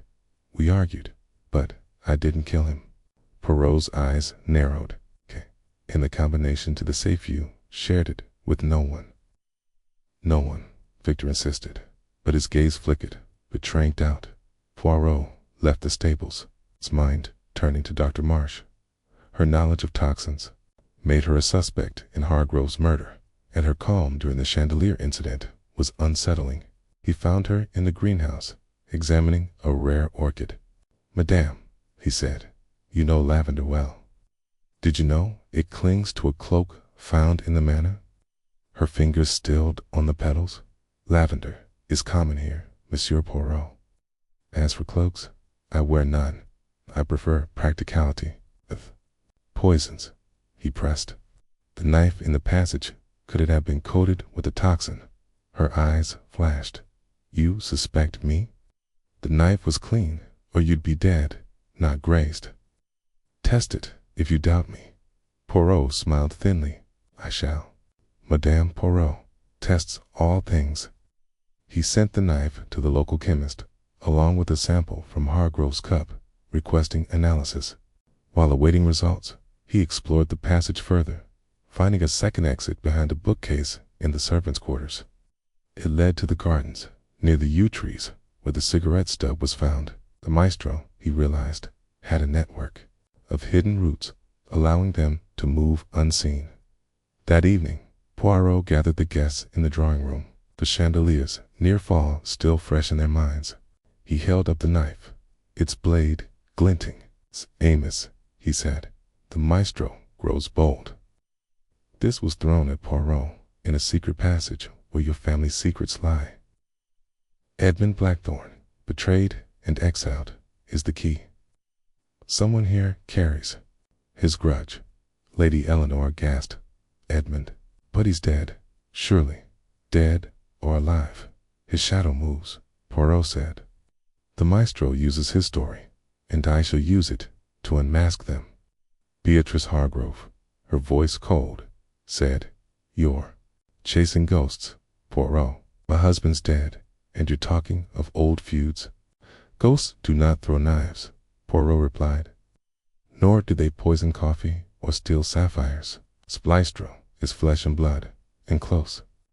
As the guests dispersed, Poirot lingered, his eyes on Grayson, who cleared glasses with mechanical precision. The butler's access to every room, his knowledge of the manor's rhythms, made him a potential partner or more. Poirot resolved to watch him closely. Chapter 7. The maestro's taunt. The air in Blackthorn Manor was thick with dread. The weight of Mr. Hargrove's murder and the near catastrophe of the masquerade ball's chandelier pressing on every guest. Hercule Poirot, his mind a whirl of clues, stood in the secret passage beneath the library, the bone-handled knife and Edmund Blackthorne's letters in his possession, the lavender-scented cloak, the locket's portrait of a wronged brother, and the journal's cryptic hints of a family betrayal had painted a vivid picture. The maestro was no mere criminal, but a vengeful orchestrator, weaving a vendetta through the manor's shadows. The quill and dagger crest, a recurring motif, tethered each crime to the Blackthorne legacy. As July 17, 1925, unfolded, Poirot knew the maestro's next move was imminent, and he was determined to outpace it. The morning light filtered through the manor's Gothic windows, casting long shadows that seemed to whisper of secrets. Poirot, dressed in a tailored gray suit, his mustache immaculate, retired to his room to study the letters from the secret chamber. Each detailed Edmund Blackthorne's exile, his claim to the sapphire, and his vow of revenge against his brother, Lord Archibald. One letter, written in a trembling hand, hinted at a hidden cache. The quill's shadow falls at midnight, where the maze guards the truth. The manor's hedge maze, a sprawling labyrinth in the gardens, was a place Poirot had yet to explore. The clue suggested a rendezvous or a hidden prize, and he resolved to investigate that night. As he closed the letters, a soft knock sounded at his door. It was Clara Beaumont, her auburn hair loose, her eyes wide with unease. "Monsieur Poirot," she said, her voice trembling. "I found something in my room. It was under my pillow." She held out a folded note, its cream vellum unmistakable. Poirot's pulse quickened as he unfolded it, recognizing the maestro's elegant script. "Monsieur Poirot, here little gray cells are admirable, but the game accelerates. Meet me in the D maze at midnight, where the quill's shadow falls. The sapphire's truth awaits. Fail, and another note will fall silent." "The maestro, mon Dieu," Poirot murmured, his eyes narrowing. The maestro grows bold, inviting Poirot to his stage. This is no mere taunt, as a challenge. Clara clutched her sketchbook, her knuckles white. "I didn't see who left it. I was sketching in the conservatory all morning. Someone must have slipped into my room." Poirot's smile was reassuring, but his mind was racing. "Merci, mademoiselle. This note is a piece of the puzzle. Stay vigilant and speak of this to no one." He dismissed Clara and examined the note, noting its crisp edges and faint lavender scent. The maestro was close, using the manor's intimacy to deliver their messages. The maze at midnight was a dangerous proposition, but Poirot saw it as an opportunity to confront his adversary, or at least to learn more of their game. He spent the day questioning the guests, probing for cracks in their facades. Lady Eleanor, in her private parlor, was pale, her hands twisting a silk handkerchief. "Monsieur Poirot," she said, "this talk of Edmund is unsettling." "Was my husband's brother?" "Yes, but he died in South Africa, alone. How could he be connected to this madness?" "Damn," Poirot replied, "the dead cast long shadows. Someone knows Edmund's story and uses it. Have you enemies who might exploit this history?" Eyes flickered. "Our wealth attracts envy, but no one specific. The sapphire has always drawn greed, but murder, it's unthinkable." Poirot nodded, unconvinced. He sought Victor Blackthorne next, finding him in the billiard room, his eyes bloodshot from lack of sleep. "Monsieur Victor," Poirot said, "the maestro speaks of the quill's shadow and a maze. What do you know of this place?" Victor set down his cue, his jaw tight. "The maze? It's an old family folly, built by my great-grandfather. Kids used to dare each other to get lost in it. I haven't been there in years." "And your Uncle Edmund?" Poirot pressed. "Did he play in the maze as a boy?" Victor shrugged. "Maybe. Mother said he was wild, always exploring the estate." "Why?" "Because," Poirot said, "the maestro knows your family secrets, including its hidden places. Be cautious, monsieur. The game is not yet won." He moved on to Dr. Evelyn Marsh, whose botanical expertise and calm demeanor made her a persistent suspect. She was in the greenhouse, labeling vials of plant extracts. "Madame," Poirot said, showing her the note, "the maestro invites me to the maze. You know the gardens well. Is there a place within where a secret might be hidden?" Dr. Marsh's eyes flicked to the note, then back to her vials. "The maze is dense, with a stone fountain at its center. It's overgrown now, but there's a rumor of a hidden alcove near the fountain. I've never found it." "Interesting," Poirot said, his tone mild, but his gaze piercing. "And lavender, does it grow in the maze?" She smiled, thinly. "It grows everywhere here, Monsieur Poirot. You're chasing scents, not truths." "Perhaps," he replied, "but Poirot chases both." Beatrice Hargrove, still in morning black, was less forthcoming. In the drawing room, she sipped tea, her eyes cold. "My husband's death was no game," she said when Poirot showed her the note. "This maestro mocks us all. Why meet them in a maze?" "It's a trap, oui, madame," Poirot agreed. "But a trap can catch the trapper. Shall be prepared." As evening fell, the manor buzzed with nervous energy, the guests aware of the mounting tension. Poirot prepared for the midnight rendezvous, donning a dark coat to blend with the shadows. He tucked the locket and the knife into his pocket, along with a small flashlight. The maze, he knew, was a place of disorientation, but Poirot's mind was a map of logic, impervious to confusion. At 11:30, he slipped into the gardens, the moon casting silver light over the hedges.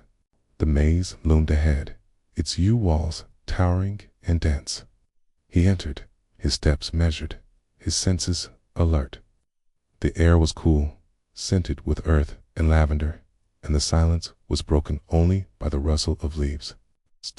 The note's promise of the sapphire's truth suggested a clue, perhaps the gem itself, hidden in the maze's heart. Poirot navigated the twists and turns, his flashlight tracing the paths.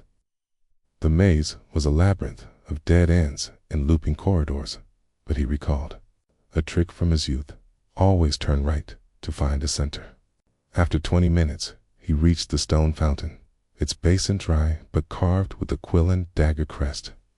He circled it, his fingers probing for hidden mechanisms. A loose stone shifted, revealing a small iron box, locked with a combination. "Most ingenious," he murmured, examining the box. Its surface was etched with a grid, similar to the journal's code. He tried the sequence from the library quill north, but it failed. As he pondered, a twig snapped behind him. He spun, his flashlight catching a cloaked figure at the maze's edge, their face obscured by a hood. "Monsieur Maestro," Poirot called, his voice steady. "You keep your appointment. What is the truth you promise?" The figure stepped closer, their voice muffled. "You're clever, Poirot, but not clever enough. The box holds the sapphire's secret, but you'll never open it." Poirot's eyes gleamed. A challenge then. But Poirot does not fail. "Show yourself, and let us end this charade." The figure laughed, a chilling sound, and tossed something at Poirot's feet, a photograph. Its edges curled.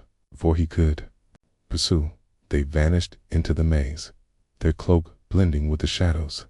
Poirot retrieved the photograph, his flashlight revealing the blackthorn sapphire. Gleaming in a setting he didn't recognize, a glass case with a background of lush greenery. A greenhouse, he realized, recalling its glass walls and verdant plants. He pocketed the photograph and tested the box again, but the combination eluded him. The maze felt oppressive now, its walls closing in. As he retraced his steps, a low hum filled the air, like machinery stirring. The fountain's base shifted, revealing a hidden compartment. But it was empty, save for a scrap of paper. The shadow falls, but the quill points elsewhere. Poirot's heart raced. The maestro was toying with him, leaving clues that led to more clues. He emerged from the maze, the manor looming under the moon. The photograph was a lead, pointing to the greenhouse, but the box's lock suggested another. Puzzle. He resolved to investigate the greenhouse at dawn, suspecting the sapphire a clue to it. Awaited back in his room. Poirot studied the photograph, noting the glass case's ornate frame. It wasn't in the manor's main rooms, confirming the greenhouse as the likely location. He slept lightly, his mind churning, and rose early to confront Dr. Marsh. His botanical domain now seemed central to the mystery. In the greenhouse, Dr. Marsh was watering ferns, her movements precise. Madame Poirot said, showing her the photograph. "This was left for me in a maze. The setting is your greenhouse, is it not?" Her eyes widened briefly. "It looks like it, but I've never seen that case. Someone's been here without my knowledge."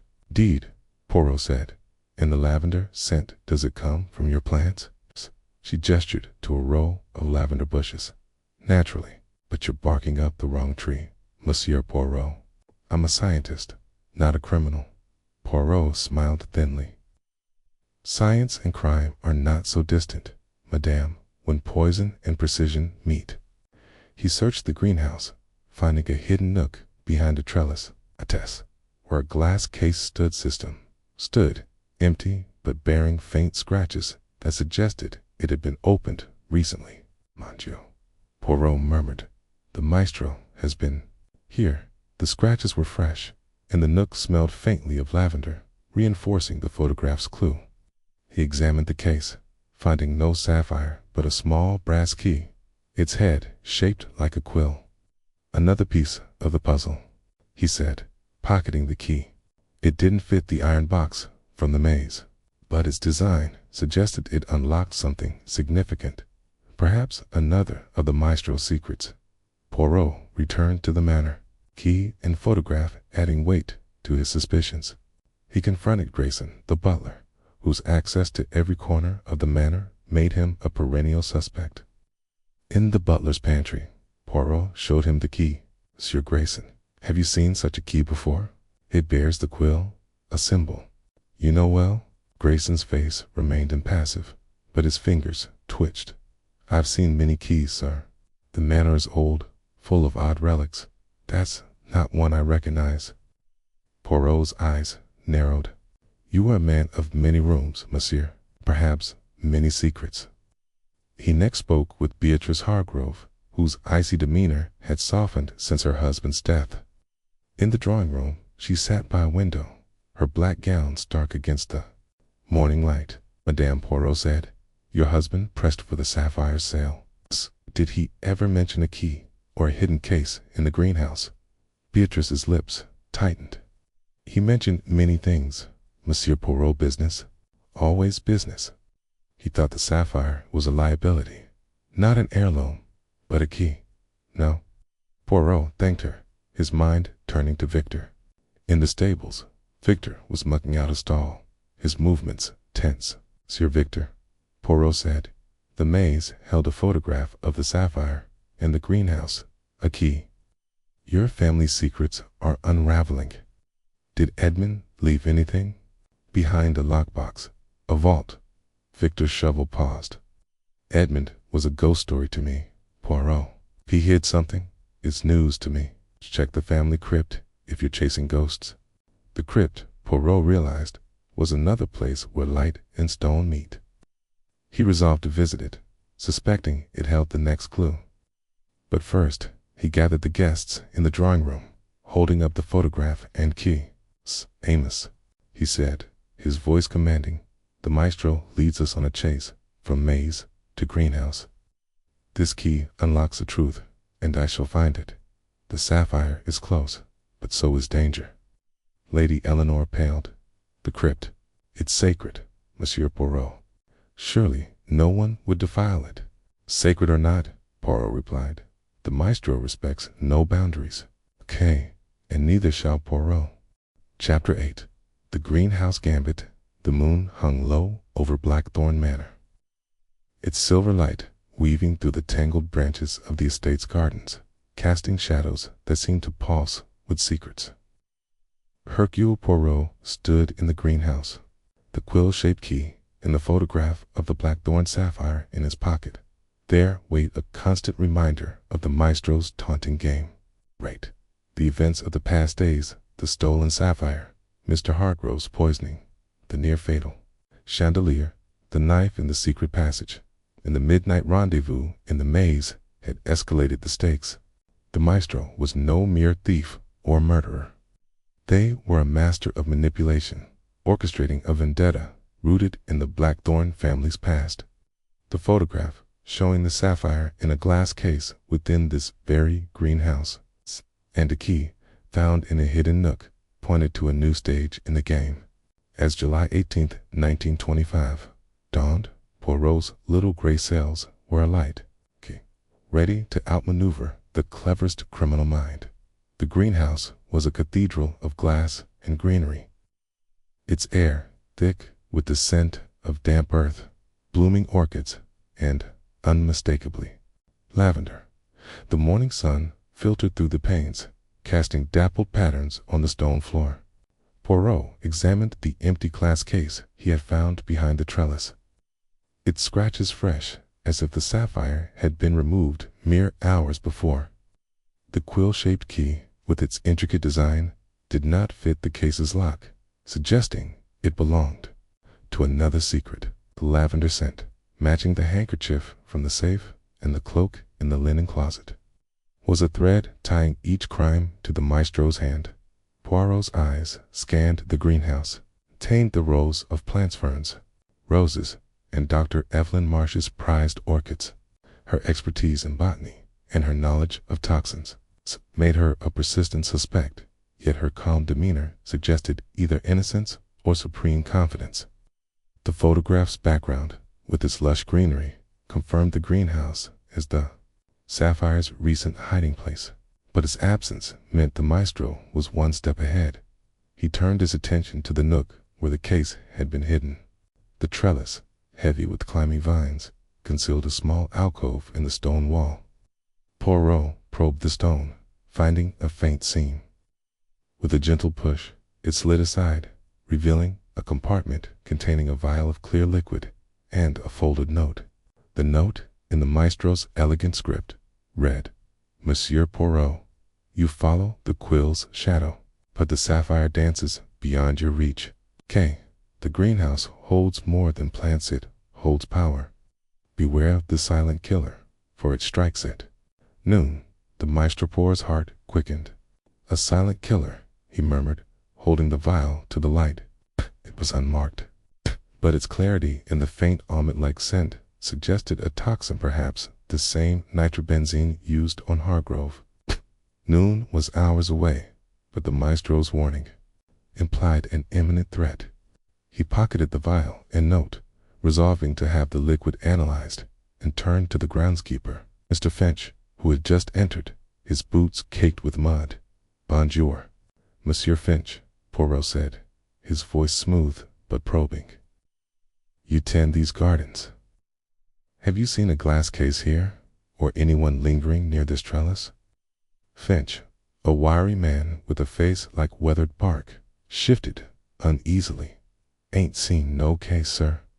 I watered the plants, trimmed the hedges. Don't poke about in nooks. Dr. Marsh, she's the one always fussing with her flowers." Poirot's eyes narrowed. "And last night, in the maze, did you see a cloaked figure?" Finch's hands trembled, betraying his nerves. "I was in my shed, sir, fixing tools. Didn't see nothing, curio," Poirot said, noting the man's unease. "Okay. Your shed is near the maze. And this mud on your boot set matches the smudge in the study. Perhaps you saw more than you say." Finch's face paled. "I swear, sir, I ain't involved. I just keep the gardens." Poirot smiled thinly. "We shall see, monsieur. Truth has a way of blooming, like your roses." Skip the greenhouse, the vial and note adding urgency to his investigation. The maestro's threat of a silent killer at noon suggested another poisoning, and Poirot resolved to protect the guests. He sought out Dr. Marsh, finding her in her room, surrounded by her makeshift laboratory. Vials and notebooks lined the shelves, their labels meticulous. "Madame," he said, holding up the vial, "this was found in the greenhouse. A toxin, perhaps."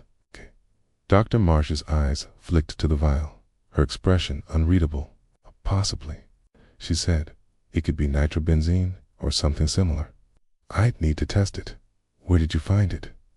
"In a hidden compartment," Poirot replied, watching her closely. "The note from the maestro, warning of a strike at noon." "Your expertise is remarkable, madame. Too remarkable, perhaps." Her lips tightened. "You suspect me, Monsieur Poirot? I study plants, not poisons. Test the vial yourself if you doubt me." "Teed, I shall," he said, pocketing the vial. "But tell me, have you seen a quill-shaped key or a glass case in your greenhouse?" She shook her head. "No key, no case. Someone's using my domain to play their game." Poirot thanked her, unconvinced. He sent the vial to the local chemist, along with a knife from the passage, requesting urgent analysis. With noon approaching, he gathered the guests in the drawing room, his presence commanding their attention. Lady Eleanor, Victor, Clara, Beatrice, Miss Lyle, Colonel Fitzroy, the minor Blackthorn cousins, sat in tense silence, their faces a gallery of fear and suspicion. "Mies, Amos," Poirot said, holding up the note. "The maestro threatens again. A silent killer, they say, will strike at noon. We must be vigilant.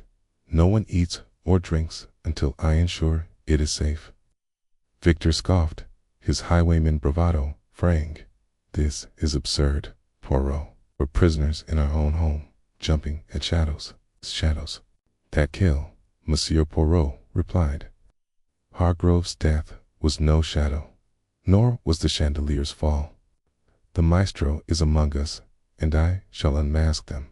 As noon neared, Poirot stationed himself in the dining hall, where lunch was to be served. He inspected every dish, every glass, his senses alert for the almond-like scent of nitrobenzene. Grayson, the butler, moved with his usual precision, but Poirot noted a bead of sweat on his brow. "Monsieur Grayson," he said softly, "you are nervous." "Why?" Grayson's tray steadied. "It's the strain, sir. A murder, a theft. It's unnatural." "Unnatural, oui," Poirot said, "but planned. Watch closely, monsieur, for the maestro watches us." The clock struck noon, and the guests sat, their appetites dulled by fear. Poirot hovered, his eyes scanning every movement. As Grayson served soup, Finch, the groundskeeper, entered, his face ashen. He stumbled, clutching his chest, and collapsed, a faint froth at his lips. Clara screamed, and Dr. Marsh rushed to his side, her hand steady as she checked his pulse. "Poison," she said, her voice sharp. "The same as Hargrove's, I'd wager." Poirot knelt beside Finch, detecting the almond-like scent. He searched the groundskeeper's pockets, finding a small vial empty, but identical to the one from the greenhouse. "Mon Dieu," he murmured. "The silent killer strikes." He administered a makeshift antidote milk from the kitchen, known to slow some toxins, while Dr. Marsh fetched her medical kit. To everyone's relief, Finch's breathing steadied, though he remained unconscious. Poirot turned to the guests, his voice commanding. "The maestro has failed this time, but only just. This vial was meant for another, perhaps all of us." "The soup, did anyone touch it?" Grayson shook his head. "I served it myself, sir, from the kitchen, untouched." Poirot's eyes narrowed. "Then the poison was in Finch's possession, or placed upon him. We must search his quarters." He led a small group Victor, Dr. Marsh, and Grayson to the groundskeeper's shed, cluttered space smelling of earth and oil. Inside, they found a locked box under Finch's cat, its keyhole matching the quill-shaped key. Poirot inserted the key, and the box opened, revealing a bundle of letters and a single sapphire earring, not the stolen gem, but a clue to its whereabouts. The letters, written in a hurried scrawl, were from an unknown correspondent to Finch, urging him to disgrace the Blackthorns by revealing their secrets. "The maestro's pawn," Poirot said, holding up the letters. Finch was coerced, perhaps blackmailed, to aid in their plan.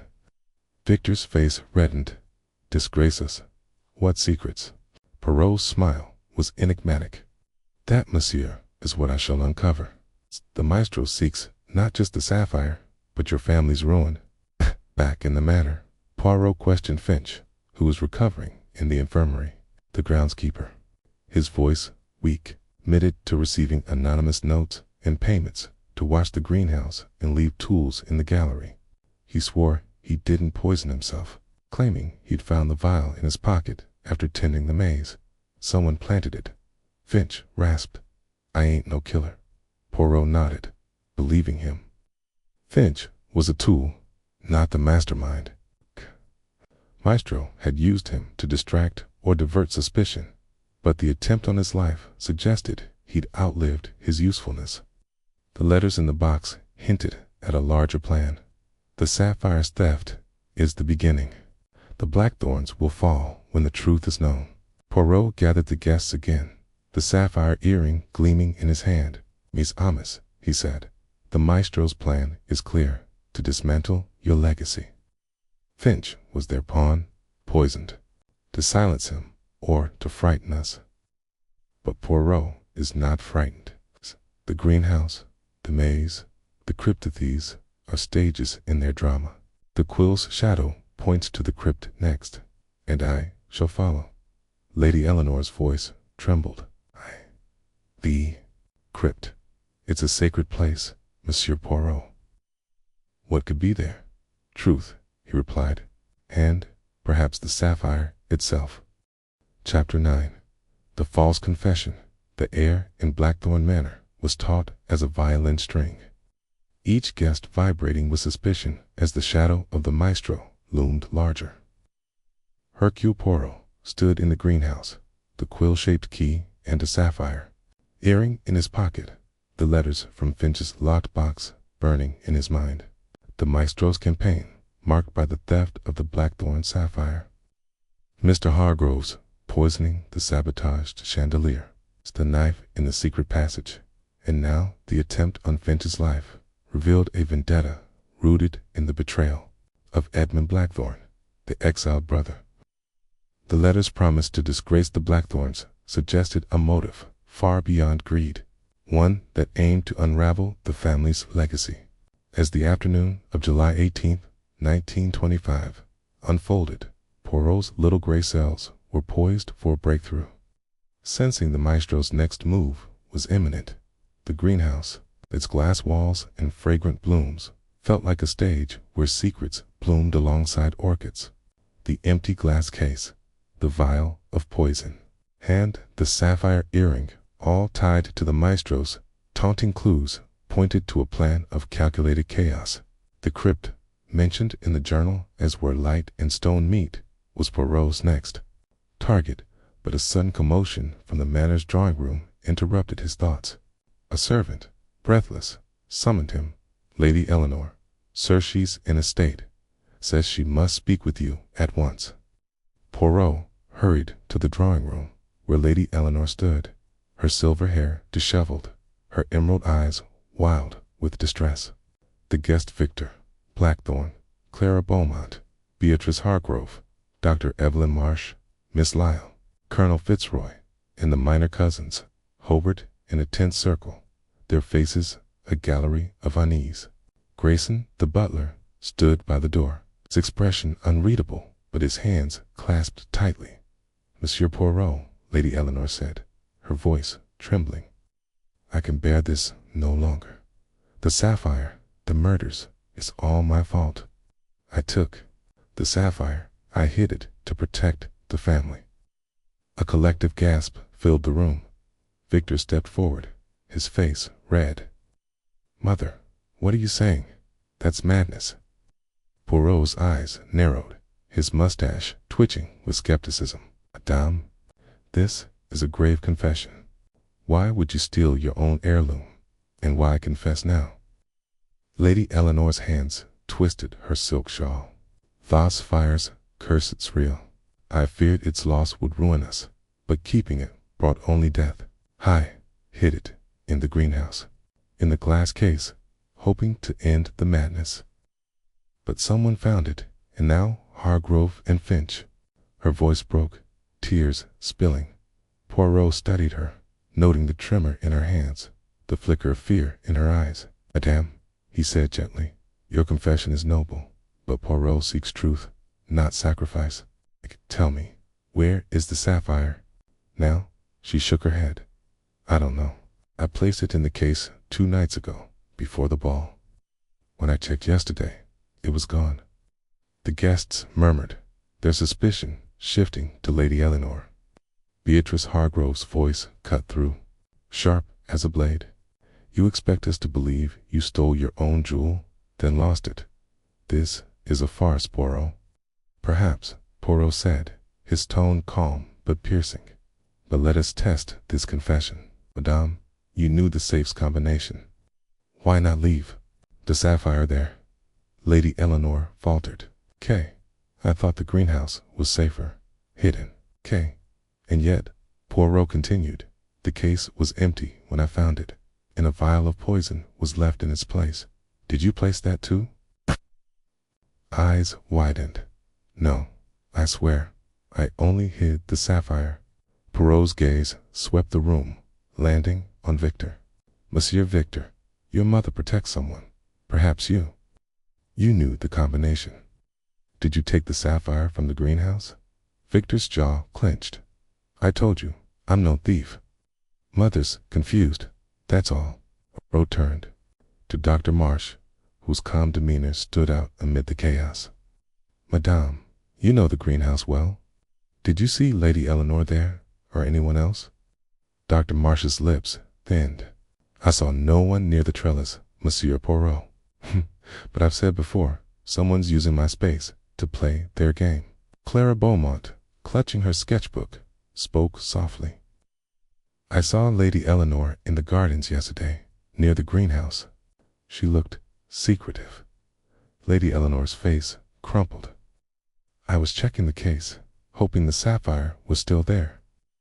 I was wrong. Poirot's mind raced. The confession felt rehearsed, its details shaky. Lady Eleanor's fear was genuine, but her story rang false, as if shielding someone or coerced. He decided to stage a confrontation to test her words.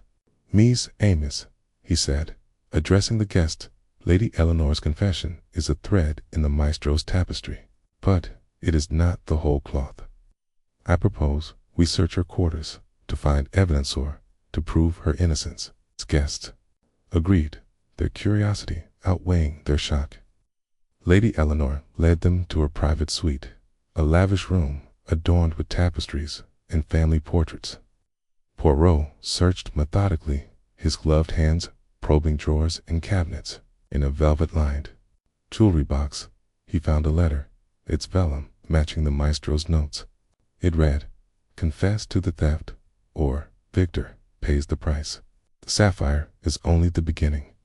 The quill's shadow will bury you all." Poirot held up the letter, his voice commanding silence.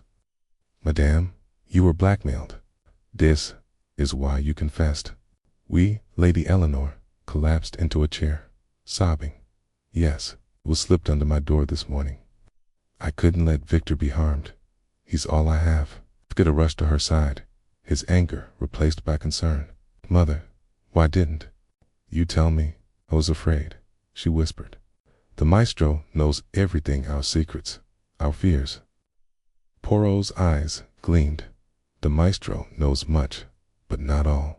This letter proves they fear exposure. It forced your confession to divert suspicion, but from whom?" Beatrice Hargrove snorted. "This is theatrics, Poirot. She's lying. Who's the real thief?" Poirot's gaze shifted to the minor cousins, who had been silent but watchful. Among them was Roger Blackthorne, a wiry man with sharp eyes and a nervous tic. "Monsieur Roger," Poirot said, "you have been quiet, yet you know the manor well. Have you visited the greenhouse recently?" Roger's tic intensified. "Me no. I stay out of the gardens. Too much pollen." "Indeed," Poirot said, unconvinced. He turned to the group. "The maestro's game is to divide us, to make us doubt." But Poirot sees through the mask. "We shall search the greenhouse again, and then the crypt, where the quill's shadow falls." The search of the greenhouse yielded no sapphire, but Poirot found a hidden panel beneath the glass case, containing a single lavender petal and a scrap of paper with a coded grid, similar to the journals. The code, when deciphered, read, "The crypt holds the final truth." Poirot pocketed the scrap, his mind turning to the family crypt Victor had mentioned as evening fell. Poirot gathered the guests in the dining hall, determined to flush out the real thief. He staged a dramatic confrontation, placing the sapphire earring on the table. "Emis," he said, "the maestro plays with us, using Lady Eleanor's confession to distract. But the earring, the letters, the greenhouse all point to one among us. I accuse Roger Blackthorne. Roger's face drained of color. Me? That's absurd. I'm no thief. Poirot's voice was a velvet blade. You are a Blackthorne, monsieur, with access to the manor's secrets. The letters in Finch's box mention disgracing the family, and your debts are known. You were seen near the greenhouse by Clara, and your tic betrays your nerves. K. Roger stammered, his hands shaking. K. I took the sapphire, yes, but only to sell it. I needed the money. I didn't kill Hargrove or poison Finch.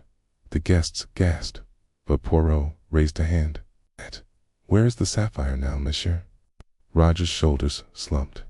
I hid it in the crypt, in a niche behind Edmund's tomb. Okay. But someone took it. I checked yesterday, and it was gone. Poirot's eyes narrowed. You are the maestro's pawn, not the master. You stole the sapphire, but another hand moved it, and another mind planned these crimes. He called for Grayson to summon the local constable, who took Roger into custody. As Roger was led away, he muttered, I was told to take it. A note, like the others. I didn't want to hurt anyone. Poirot's heart raced. Roger's confession confirmed a larger conspiracy, with the maestro pulling strings from the shadows. The crypt was the next stage, and the quill-shaped key might unlock its secrets. He resolved to visit it at dawn, suspecting the sapphire its final clue awaited. Chapter 10. The Maestro's Endgame. The twilight of July 18, 1925. Draped Blackthorne Manor in a shroud of unease, its Gothic spires piercing a sky bruised with storm clouds. Hercule Poirot stood in his room, the quill-shaped key, the sapphire, earring, and the coated scrap from the greenhouse arrayed before him like pieces of a shattered mosaic. The maestro's campaign, the theft of the Blackthorne sapphire, Mr. Hargrove's poisoning, the sabotage chandelier, the knife in the secret passage, the poisoned groundskeeper Finch, and now Roger Blackthorne's confession had woven a tapestry, a vengeance rooted in the betrayal of Edmund Blackthorne, the exiled brother. Roger's admission that he hid the sapphire in the family crypt, only to find it gone, confirmed the maestro's hand was still moving pieces across the board. The crypt, where the quill's shadow falls, loomed as the next stage, and Poirot's little gray cells were primed for the confrontation. The manor was a cauldron of suspicion. The guests' faces etched with fear and doubt after Roger's arrest. Lady Eleanor's false confession, coerced by a blackmail note, had been a distraction. But Roger's role as a pawn revealed the maestro's strategy to manipulate the weak and exploit the family's secrets. The coded scraps message, the crypt holds the final truth, and the quill-shaped key suggested a climactic revelation. Poirot sensed the maestro was nearing their endgame, and he resolved to meet them on their chosen ground. As night fell, a storm brewed, thunder rumbling like a warning. Poirot, dressed in a dark overcoat to ward off the chill, prepared to visit the crypt, but was interrupted by a soft knock. Clara Beaumont stood at his door, her auburn hair damp from the drizzle, her eyes wide with urgency. Monsieur Poirot, she whispered, I found something in the drawing room. It was hidden behind a portrait. She handed him a small velvet pouch containing a chess piece of black king, carved with the Quillen dagger crest. Mon Dieu, Poirot murmured, turning the piece in his gloved hand. The maestro plays chess, and this is their move. Mercy, mademoiselle. Where exactly was this? Behind Lord Archibald's portrait, Clara said. I was sketching the frame and noticed it was loose. The pouch was taped to the back. Poirot's eyes gleamed, a bold hiding place. The maestro taunts us, but they also reveal themselves. Stay safe, mademoiselle, and speak of this to no one. He hurried to the drawing room, where the portrait of Lord Archibald Blackthorne glared from the wall, his stern features mirroring the locket's portrait of Edmund. Poirot removed the frame, finding a faint outline where the pouch had been. A slip of paper, overlooked by Clara, was tucked into a crack. It bore the maestro's script. Monsieur Poirot, the board is set, and the Black King moves. Find the chessboard in the drawing room at 9 tonight and play the final move. The sapphire awaits, but so does checkmate. The Maestro Poirot's pulse quickened. The chessboard was a metaphor, but also a literal clue. He searched the drawing room, its mahogany panels and velvet drapes hiding no obvious board, a tea, but near the fireplace, a low table held a decorative chess set. Its pieces, carved in ebony and ivory, each bearing the quillen dagger crest. The Black King was missing, replaced by the piece Clara had found. Poirot examined the board, noticing a faint seam beneath it. With a gentle press, a mechanism clicked, and the table's surface slid open, revealing a folded map. The map depicted Blackthorn Manor's grounds, with an X marking the crypt, labeled the Quill's Shadow. A note in the margin read, "Move the knight to reveal the path." Poirot's mind raced. Chess moves were symbolic, but the knight's L-shaped path suggested a specific route or mechanism.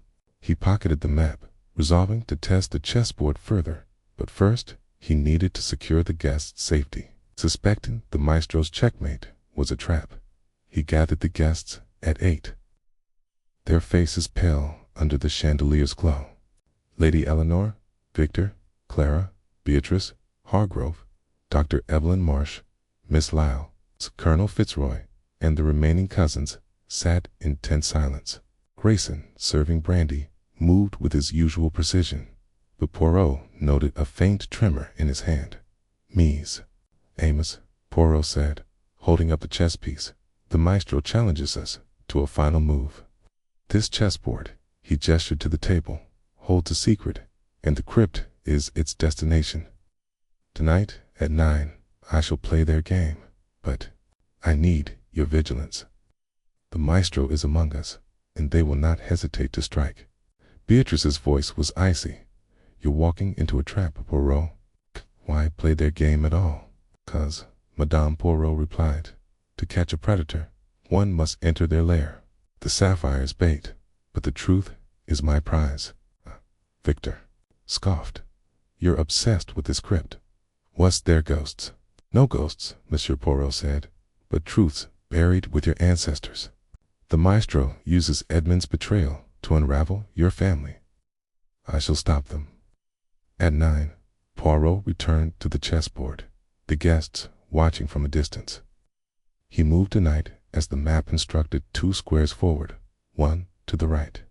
A soft click sounded, and a drawer in the table opened, revealing a brass plaque inscribed with a code, L2R1. Poirot recognized it as a combination, possibly for the quill-shaped key. He pocketed the plaque and announced, "I go to the crypt now. Remain here and trust no one." He recruited Victor and Dr. Marsh, whose strength and expertise might prove useful, and led them to the crypt. A stone structure nestled in a grove beyond the maze. The storm had broken, rain lashing the grounds, thunder punctuating their steps. The crypt's iron gate was locked, but the quill-shaped key fit perfectly, its mechanism grinding as it turned. Inside, the air was cold, smelling of stone and decay. Tombs lined the walls, their inscriptions naming Blackthorn ancestors. Stedman's tomb, a simple slab, bore the quillen dagger crest. Poirot examined the tomb, finding a niche behind it, as Roger had described. It was empty, but a faint scratch suggested recent tampering.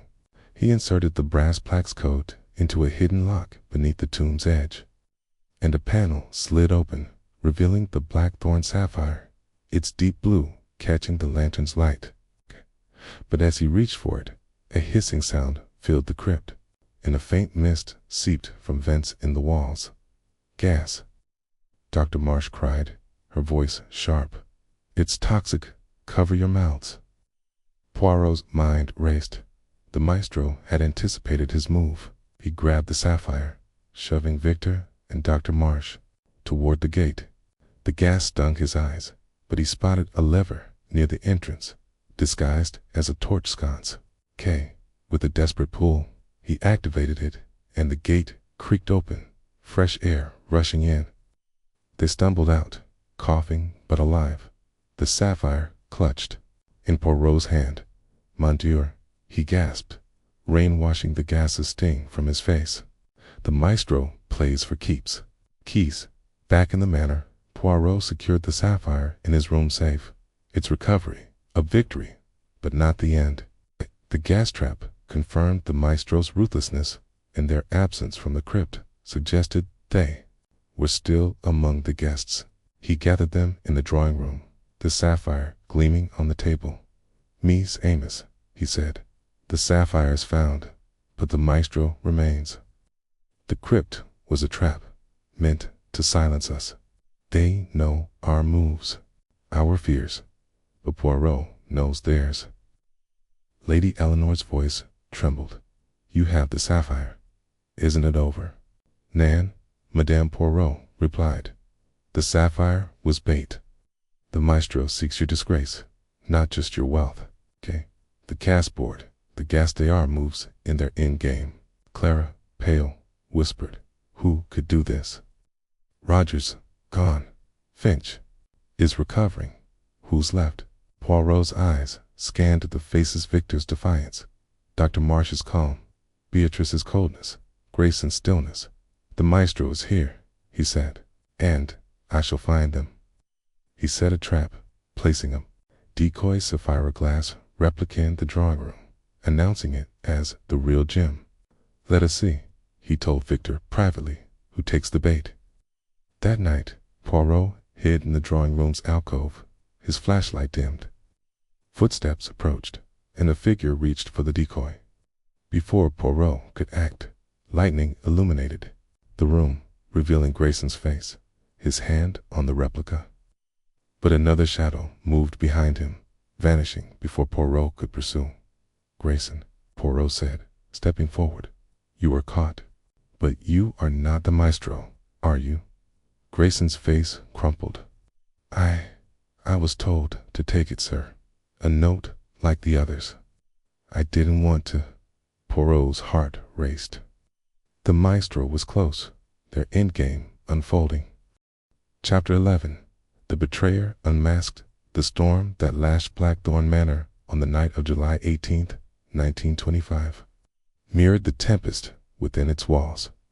Hercule Poirot stood in the drawing room, the decoy sapphire glass replically clutched in his hand, its false gleam a stark contrast to the real Blackthorn sapphire now secured in his room's safe.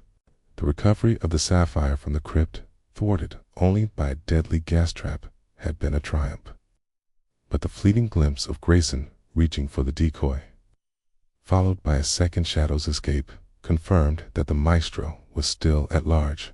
The chessboard, the quill-shaped key, the sapphire earring, and the coded clues all pointed to a vendetta rooted in Edmund Blackthorn's betrayal, a grudge that had fueled theft, murder, and sabotage.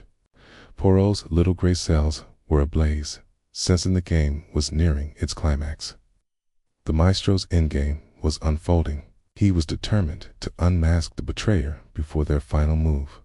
The rain battered the manor's Gothic windows, thunder punctuating the uneasy silence as the guests retired, their faces etched with fear.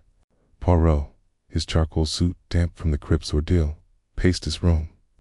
The clues arrayed before him, the locket with Edmund's portrait, the letters detailing his exile, the photograph of the sapphire in the greenhouse, and the chess piece of black king bearing the quill and dagger crest. Grayson's attempt to take the decoy sapphire, prompted by a note, suggested he was another pawn. Like Roger Blackthorn and Finch, the second shadow, however, was the maestro, their closest ally. Poirot's trap had revealed a crack in the facade, and he resolved to exploit it. Morning broke with a gray drizzle, the manor shrouded in mist. Poirot skipped breakfast, his mind too restless for pleasantries, and reviewed the evidence. The maestro's notes, always in elegant script on cream vellum, carried a faint lavender scent, tying them to the handkerchief, the cloak, and the greenhouse. The quill and dagger crest recurring on the chess piece, the locket, and the crypt's tomb was a symbol of the Blackthorn legacy and its betrayal. Edmund's vow of revenge, documented in the letters, suggested a descendant or ally was orchestrating the crimes. But who? Grayson's access to every room made him a prime suspect, yet his nervous compliance hinted at coercion. Dr. Evelyn Marsh's botanical expertise, Victor's debts, Beatrice Hargrove's IC.com, Clara Beaumont's timid observations all lingered in Poirot's suspicions. But none fully fit the profile of a mastermind. He decided to confront Grayson directly, sensing the butler held a key to the puzzle. In the butler's pantry, a cramped space lined with silver and crystal, Poirot found Grayson polishing a tray, his movements mechanical but his eyes wary. "Monsieur Grayson," Poirot said, his voice a velvet blade, "last night you reached for the decoy sapphire. You claimed a note instructed you. Show it to me." Grayson's hands trembled, the tray clattering softly. "I burned it, sir, as it said to do. Came under my door, like the others, telling me to take the gem and leave it in the maze." Eyes narrowed, and you obeyed without question. You, who have served this family for decades. Grayson's shoulders slumped. "I had no choice, sir. The notes. They threatened my daughter, Emily, in London. They knew where she lives, her habits. I couldn't risk her." Poirot's heart softened, but his resolve hardened. "A blackmailer's tactic, monsieur. Describe the noted paper. It sent cream paper, sir, like the one you found in the safe. Smelled of lavender, faint but clear." "Smell," Poirot said, filing the detail away. "You are a pawn, not the king. But you know more than you say. Who in this house could wield such power?" Grayson hesitated, his voice barely a whisper. "I've seen things, sir, movements at night, shadows in the corridors. Someone who knows the manor's secrets, its passages. I thought, perhaps Mr. Victor, but I can't be sure." Poirot nodded, dismissing him. Grayson's fear was genuine, but his knowledge of the manor's hidden roots made him a potential accomplice, willing or not. The mention of Victor reignited Poirot's suspicions, but he needed more evidence. He decided to search Grayson's quarters, hoping to find a trace of the maestro's influence. The butler's room, tucked in the servants' wing, was Spartan but orderly. Poirot's search revealed a hidden drawer in the desk, containing a bundle of vellum notes, all in the maestro's script. They detailed instructions: watch the greenhouse, loosen the chandelier bolt, take the sapphire. Each carried the lavender scent and the quill and dagger crest. A final note, unburned. Read: "The betrayer's truth lies in the crypt. End the game, or Emily pays." "Mondrea," Poirot murmured. "The maestro controls through fear, but they grow careless, leaving such evidence." He pocketed the notes and turned his attention to the crypt, where the sapphire had been found and the gas trap sprung. The quill-shaped key had unlocked the tomb's niche, but the coded plaque L2R1 suggested another mechanism. He resolved to return to the crypt, suspecting it held the final clue to the maestro's identity. As he prepared, a commotion erupted in the hall. Clara Beaumont, her face pale, rushed to him. "Monsieur Poirot, it's Miss Lyle. She's found something in the servants' passage." Poirot followed her to the narrow corridor where the cloak had been discovered. Miss Lyle, trembling, pointed to a loose floorboard. "I was fetching linens, and I heard a creak. There is something beneath." Poirot pried up the board, revealing a small leather pouch containing a vial of nitrobenzene and a photograph of a young woman, presumably Emily, Grayson's daughter. A note inside, in the maestro's script, read: "The quill's shadow falls on the betrayer. Find them before noon, or the manor burns." Poirot's pulse raced. The threat of fire was new, escalating the maestro's audacity. He glanced at his watch at 10 o'clock. 2 hours, to unmask the betrayer. He reassured Miss Lyle and Clara, sending them to alert Lady Eleanor, and hurried to the drawing room to gather the guests. The room was a tableau of tension.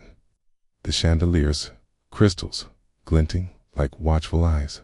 Lady Eleanor, Victor, Beatrice, Dr. Marsh, Colonel Fitzroy, and the remaining cousins sat, their faces a mix of fear and defiance. Poirot held up the pouch, his voice commanding silence. Mies, Amos, the maestro threatens to burn this manor at noon unless the betrayer is revealed. The evidence points to one who knows every secret, every passage. I accuse Mr. Grayson, the butler. Grayson, standing by the door, paled, his tray clattering to the floor. Me, sir, a Tor. I've served this family faithfully. Then explain these, Poirot said, producing the notes from Grayson's room. He followed the maestro's orders, loosening the chandelier, watching the greenhouse, taking the decoy sapphire. You are the maestro, or their closest ally. Grayson's knees buckled, and he sank into a chair. I'm not the maestro, he gasped. I did what they asked to save my daughter. The notes came every day, slipped under my door. I never saw who sent them, but they knew everything, my past, my family. Poirot's eyes softened, but his resolve held. Then, you know their motive. Speak, monsieur, or the manor burns. Grayson's voice broke. They said it was for justice for Edmund Blackthorne, my father's master. My father was his valet in South Africa, loyal to the end. The maestro claimed to be his heir, seeking revenge for his exile. They wanted the sapphire, the family's. Shame exposed. The room erupted in gasps. Lady Eleanor clutched her pearls. Edmund's heir. Impossible. He had no children. Or so you believed, Poirot said, his eyes scanning the faces. The maestro is here, hiding among us. Grayson, you were their tool, but who gave you the notes? Before Grayson could answer, a shout echoed from the hall. Poirot. It was Captain Hastings, his old friend, striding in, his face flushed from travel. I heard you were in trouble, old chap. Got here as fast as I could. Poirot's mustache twitched with surprise. Hastings, mon ami. Your timing is impeccable. We have a betrayer to catch. Hastings, ever eager, drew a revolver. Point me at them, Poirot, and I'll sort it out. Poirot raised a hand.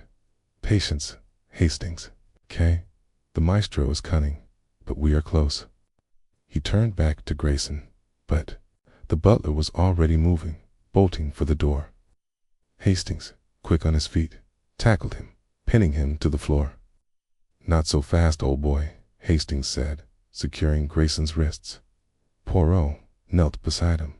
Monsieur Grayson, your flight betrays you. But you are not the maestro, only their pawn.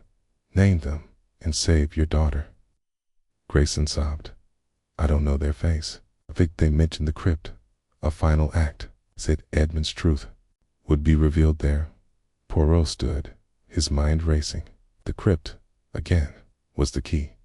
He instructed Hastings to guard Grayson and gathered Victor, Dr. Marsh, and Clara to accompany him.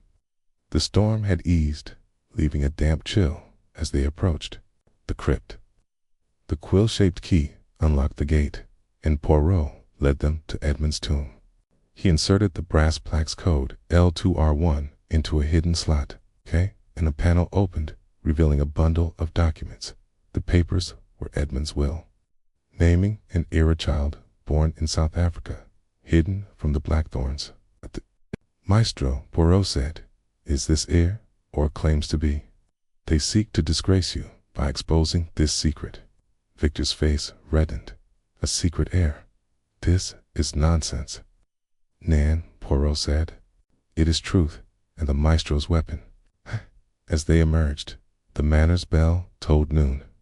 No fire erupted, but Poirot knew the maestro was watching. Their plan foiled, but not ended. The chapter closed with Poirot holding the will, Hastings at his side. The crypt's secrets unveiled. Chapter 12. The motive revealed the storm that had battered Blackthorn Manor on July 18, 1925, had subsided, leaving a damp chill that seeped into the bones of the ancient estate. Hercule Poirot stood in the crypt, the quill-shaped key still warm. In his hand, the bundle of documents set men Blackthorn's hidden will clutched tightly. The revelation that Edmund, the betrayed brother, had an heir born in South Africa was a thunderbolt illuminating the maestro's vendetta. The theft of the Blackthorn sapphire, Mr. Hargrove's poisoning, the sabotaged chandelier, the knife in the secret passage, the poisoned groundskeeper, Finch, Roger Blackthorn's coerced theft, and Grayson's role as a blackmailed pawn, all pointed to a campaign not just for wealth, but for the destruction of the Blackthorn legacy. Captain Hastings' timely arrival had secured Grayson, but the maestro remained a shadow, their final move looming. Poirot's little gray cells were alight, ready to unravel the motive and unmask the mastermind. The crypt stone walls seemed to pulse with secrets.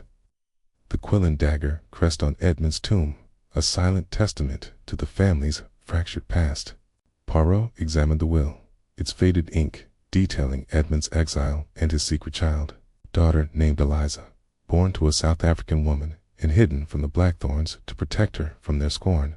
The will bequeathed her the sapphire and a share of the estate, a claim Archibald Blackthorn had suppressed. The maestro, Poirot murmured, is either Eliza or someone acting in her name, seeking justice through chaos.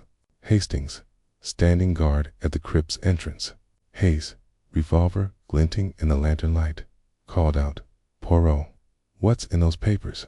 Have we got our man?" "Not yet, mon ami," Poirot replied, his voice steady but urgent. "But we have their motive. The maestro seeks to right a wrong, to restore Edmund's legacy. We must return to the manor and confront the truth." They emerged into the drizzle, Victor Blackthorn and Dr. Evelyn Marsh trailing behind, their faces pale. Clara Beaumont, who had insisted on joining, clutched her shawl, her eyes wide with fear. "Monsieur Poirot," she whispered, "is it really Edmund's heir? Could they be here, among us?" "Oui, mademoiselle," Poirot said, his green eyes gleaming. "The maestro hides in plain sight, their knowledge of the manor too intimate for an outsider. But Poirot shall find them." Back in the manor, Poirot gathered the guests in the drawing room, the chandeliers, crystals casting prisms that seemed to mock their unease. Lady Eleanor, Victor, Clara, Beatrice, Hargrove, Dr. Marsh, Miss Lyle, Colonel Fitzroy, and the remaining cousins sat in a tense circle, Grayson under Hastings' watchful eye in a corner. The sapphire, secured in Poirot's room, was absent, but the will lay on the table, its pages a silent accusation. "Mies, Amos," Poirot began, his voice commanding silence. "The game nears its end. This will, found in the crypt, reveals Edmund Blackthorn's secret, a daughter, Eliza, born in exile, entitled to the sapphire and the estate. The maestro acts for her, or as her, to disgrace this family for Archibald's betrayal. Grayson, you named Edmund as your father's master. Speak now, what else do you know?" Grayson, his face haggard, trembled under Hastings' gaze. "My father, sir, was Edmund's valet in South Africa. He spoke of Eliza, a child hidden from the world. When Edmund died, my father swore to protect her, but she vanished after his death. The maestro contacted me months ago, claiming to be her, demanding my help to punish the Blackthorns. They knew my daughter, Emily, her address, her life. I had to obey." Lady Eleanor gasped, her hands clutching the table. "Eliza, it can't be. Edmund never spoke of a child." "At the will speaks," Poirot said, holding up the document. "And the maestro acts on its truth. Their crimes, the sapphires, theft, Hargrove's murder, Finch's poisoning, are steps to expose your shame. But who among you knows this history?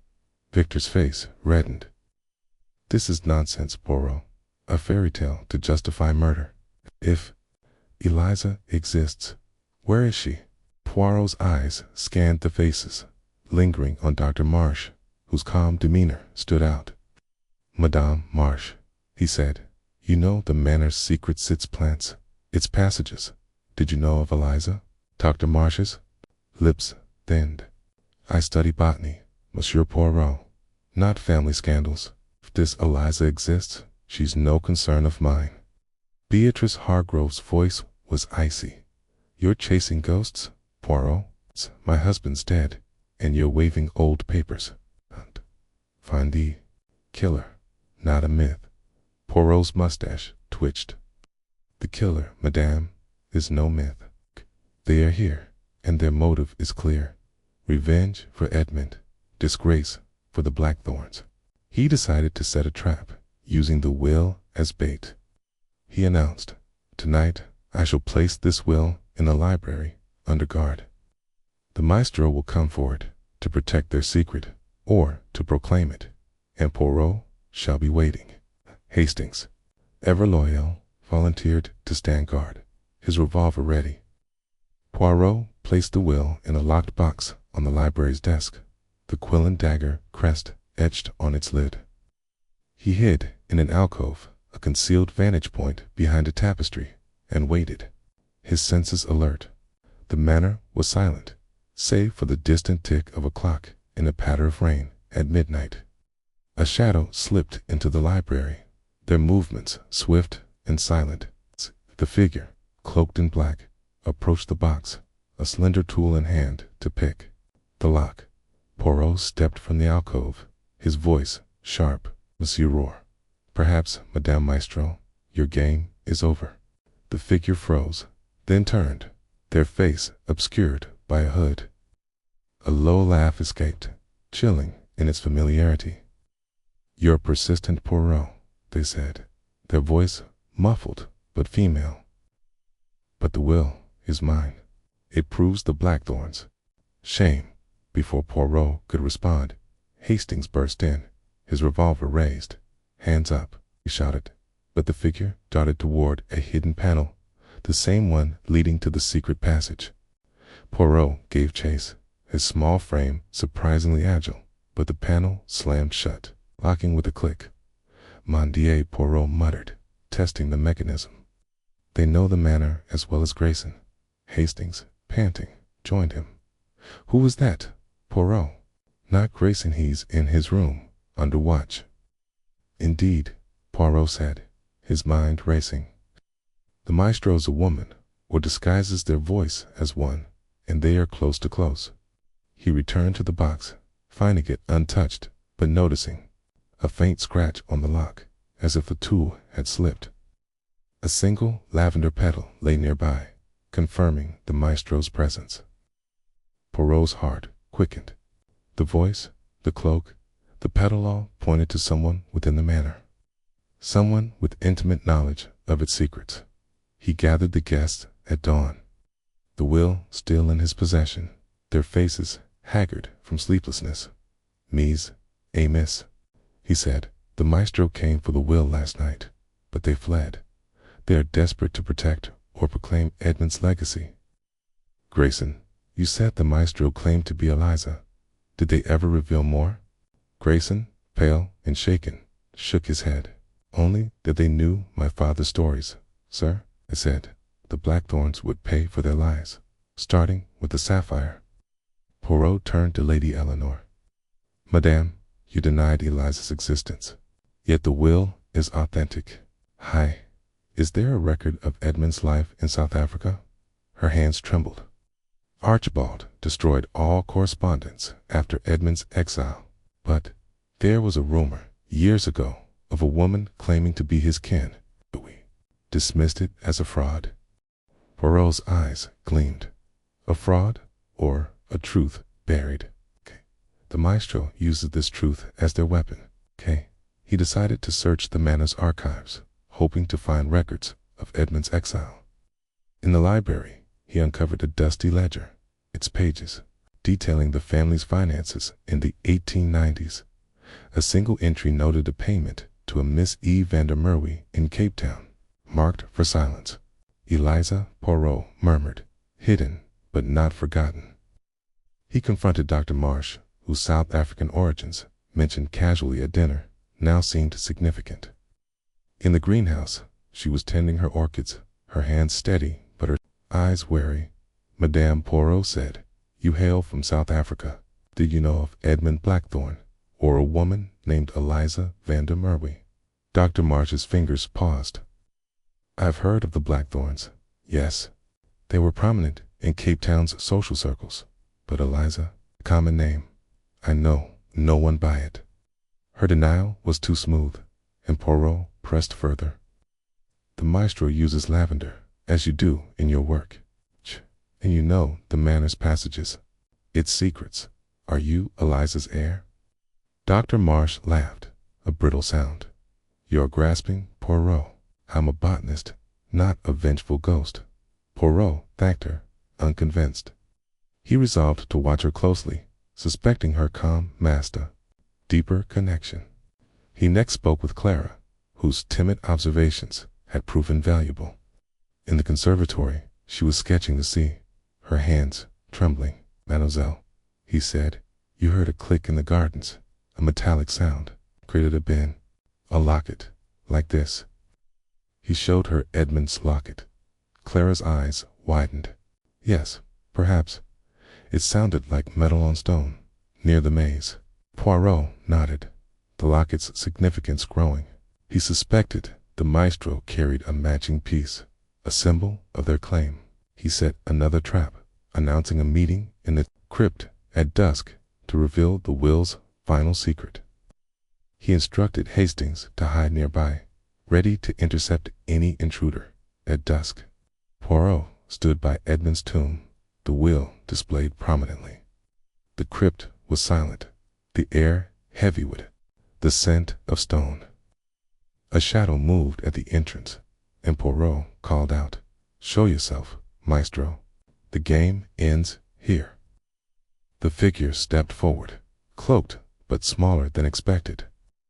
Before they could speak, Hastings tackled them, revealing Miss Lyle, her shepherdess demeanor gone, her eyes blazing.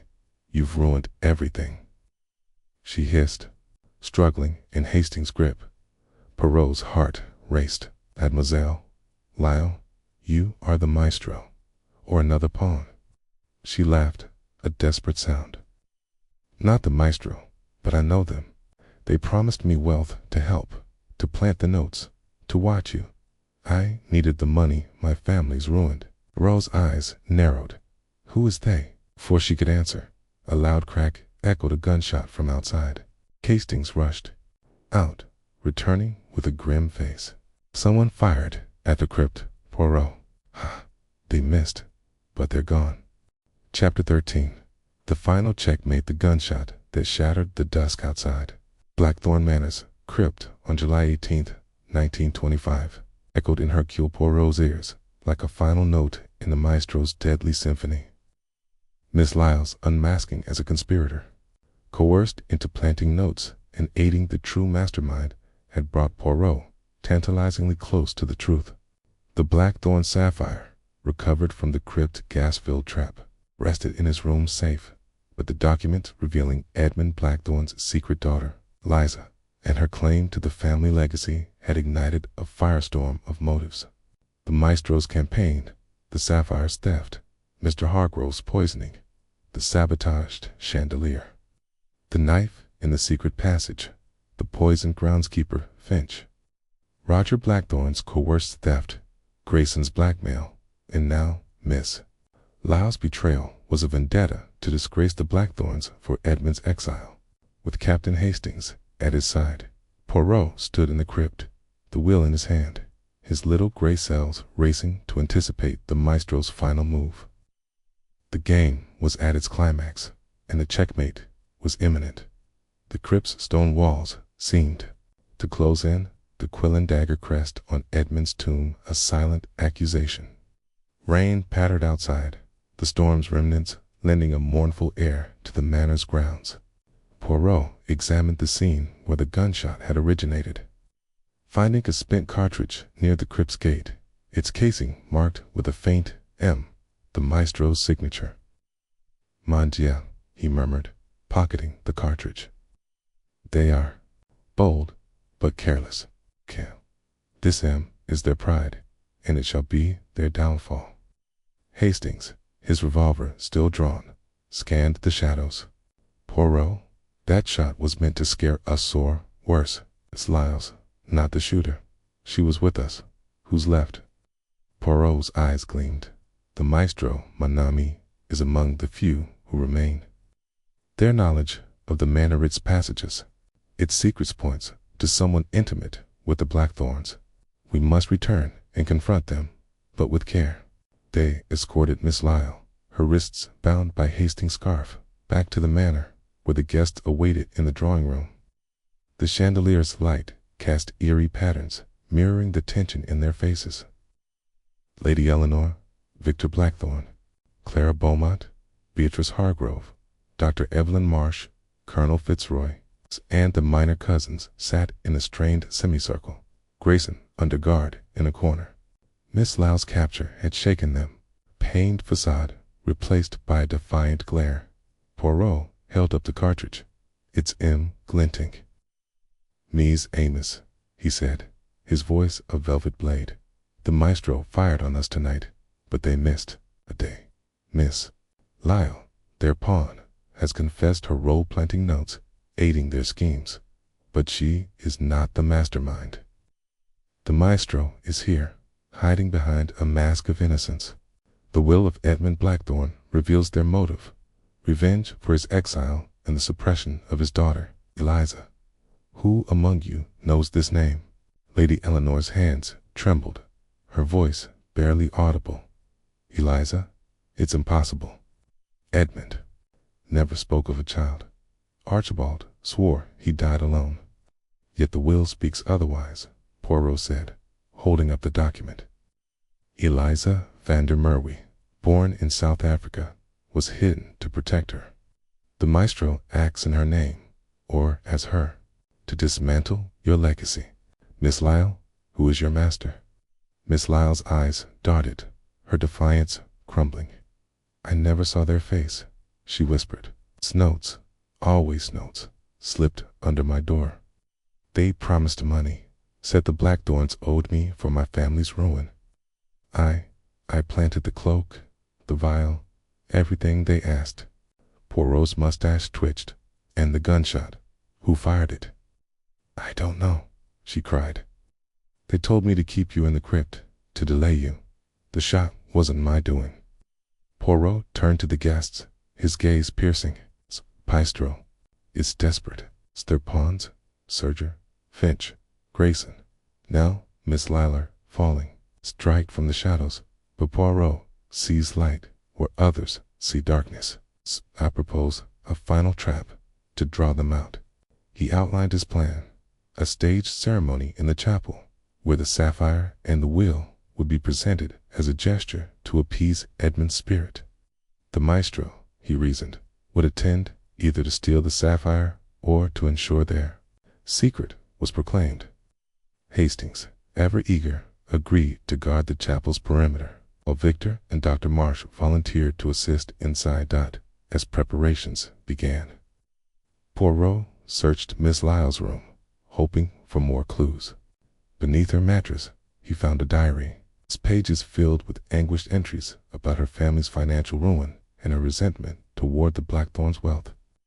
A final entry, dated yesterday, read, "The maestro promises freedom if I obey the kryptonite, my last task. If I fail, they'll expose my thefts." The word thefts caught Poirot's eye. Miss Lyle had stolen more than just loyalty, perhaps small items to fund her escape. He confronted her privately, her diary in hand. "Mademoiselle, you stole from the menagerie, perhaps? To whom did you give these?" Her face crumpled. "To a fence in town, for the maestro. They said it was to fund their plan. I left the goods in the maze, as instructed." Poirot nodded, the maze recurring as a nexus of the maestro's operations. He sent Hastings to investigate the town's pawnshops, seeking traces of the stolen goods. Meanwhile, he prepared the chapel, placing the sapphire and the will on the altar, the quill-shaped candelabrum casting a flickering shadow. The guests gathered at dusk, their faces a mix of curiosity and dread. Lady Eleanor, in a black velvet gown, clutched a rosary, while Victor's jaw was set, his eyes scanning the room. Clara, sketching nervously, sat beside Beatrice, whose icy stare betrayed no emotion. Dr. Marsh stood near the stained-glass windows. Her alchemists, calm, intact, and Colonel Fitzroy muttered about damnable theatrics. Poirot addressed him, his voice resonant. Tonight, we honor Edmund Blackthorne, whose betrayal fuels this madness. The sapphire and his will are here, offered to appease his spirit. But the maestro will come, unable to resist. And Poirot shall be ready. As he spoke, he noticed a faint movement behind the altar's shadow, shifting in the candlelight. He signaled Hastings, stationed outside, with a subtle nod. The ceremony began, Lady Eleanor reciting a prayer. Her voice, trembling, arose. Eyes never left the shadow, which grew bolder, inching toward the altar. Suddenly, a cloaked figure lunged, grabbing the sapphire. Hastings burst through the chapel door, tackling the figure. But a second shadow fired a silenced pistol. The bullet grazing Hastings' arm, Poirot dove behind the altar, his heart racing as the guests screamed. The cloaked figure struggled free, but Poirot recognized a glint of jewelry, a locket, identical to Edmund's, dangling from their neck. "Stop!" he shouted, lunging forward. The figure stumbled, their hood falling to reveal Dr. Evelyn Marsh, her face contorted with rage. "You?" Poirot exclaimed. "Madame Marsh, you are the maestro." Dr. Marsh laughed, a bitter sound, as Hastings secured her wrists. "Not the maestro, Poirot, but their instrument. I'm Eliza's cousin, raised on her stories of betrayal. The Blackthorns stole her birthright, and I helped take it back." "Then, who is the maestro?" Poirot demanded, his voice sharp, before she could answer. A third figure emerged from the shadows, a woman, older, her features sharp and strikingly similar to the locket's portrait. "Enough, Evelyn," she said, her voice low and commanding. "You've played your part." The guests gasped, Lady Eleanor clutching Victor's arm. "Who are you?" she whispered. The woman stepped into the light, her gray hair pinned elegantly, her eyes blazing. "I am Eliza Vandermerwe, Edmund's daughter. The maestro is no method as me." Poirot's pulse quickened, his little gray cells aligning. "The final pieces, Madame Eliza. You orchestrated this every theft, every death to punish the Blackthorns." Eliza's smile was cold. "They exiled my father, hid my existence, stole my inheritance. The sapphire was mine, and their disgrace is my justice. I used Evelyn's knowledge, Grayson's loyalty, Roger's greed, and Lyle's desperation to weave my plan." Victor lunged forward, but Hastings restrained him. "You killed Hargrove," Victor shouted. "You poisoned Finch." "Hargrove was a vulture, circling our wealth," Eliza said. "Finch was a liability, too weak to resist. But you, Poirot, were the challenge. Your little gray cells almost undid me." Poirot's eyes gleamed. "Almost, madame, is not enough. You left traces, the lavender, the crest, the notes. Your pride betrayed you." Eliza laughed, but her eyes darted to the chapel door. Poirot signaled Hastings, who blocked the exit. "You were caught, Madame Eliza," Poirot said. "Your game ends here." As Hastings secured her, Poirot addressed the guests. "The maestro is unmasked Eliza Vandermerwe, the hidden heir. Her motive was revenge, her method chaos. Sapphire is safe, and justice will follow." Chapter 14. The Echoes of Justice, the Revelation of Eliza Vandermurray, as the maestro had shattered the oppressive silence of Blackthorn Manor. Her confession in a chapel, a thunderclap that reverberated through the ancient estate. On the evening of July 18th, 1925, Hercule Poirot stood in the drawing room, the blackthorn sapphire gleaming in his hand, its deep blue facets catching the chandelier's light. The unmasking of Eliza, Edmund Blackthorn's hidden daughter, and her cousin, Dr. Evelyn Marsh, as her accomplice, had resolved the mystery behind the sapphire's theft. Mr. Hargrove's poisoning, the sabotaged chandelier, the knife in the secret passage, the poisoned groundskeeper Finch, Roger Blackthorn's coerced theft, Grayson's blackmail, and Miss Lyle's betrayal.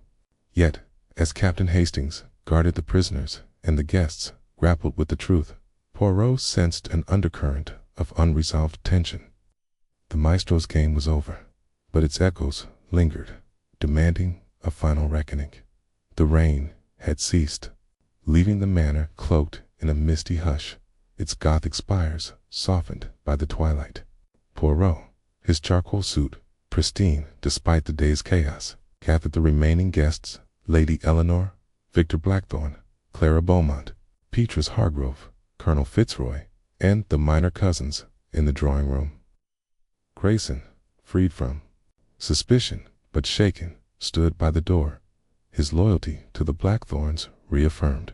The sapphire now returned to Lady Eleanor's safe, and Edmund's will, detailing Eliza's claim, lay on the table, symbols of a family's fractured past. Poirot's voice, calm but resonant, cut through the room's unease. Mies, Amos, the curtain has fallen on the maestro's drama. Eliza Vandermurray, driven by her father's exile, sought to dismantle your legacy. With Dr. Marsh's cunning, she wove a web of theft, murder, and fear. Yet, Poirot's little gray cells have prevailed. The sapphire's restored, the guilty are in custody, and justice awaits. But one question remains: what becomes of Edmund's legacy? Lady Eleanor, her silver hair pinned tightly, clutched the will, her eyes red-rimmed. Monsieur Poirot, you've saved us, but at what cost? Lies claim her very existence. Sham is our name. Archibald hid her, and we suffer for it. Victor, his face taut with anger, slammed a fist on the table. She's a criminal, mother. Claim means nothing. She killed Hargrove, nearly killed Finch, and tried to burn us all. Let the courts deal with her. Clara Beaumont, her sketchbook abandoned, spoke softly. But she's family, Victor. Doesn't that mean something? Edmund was wronged, perhaps. We owe her something.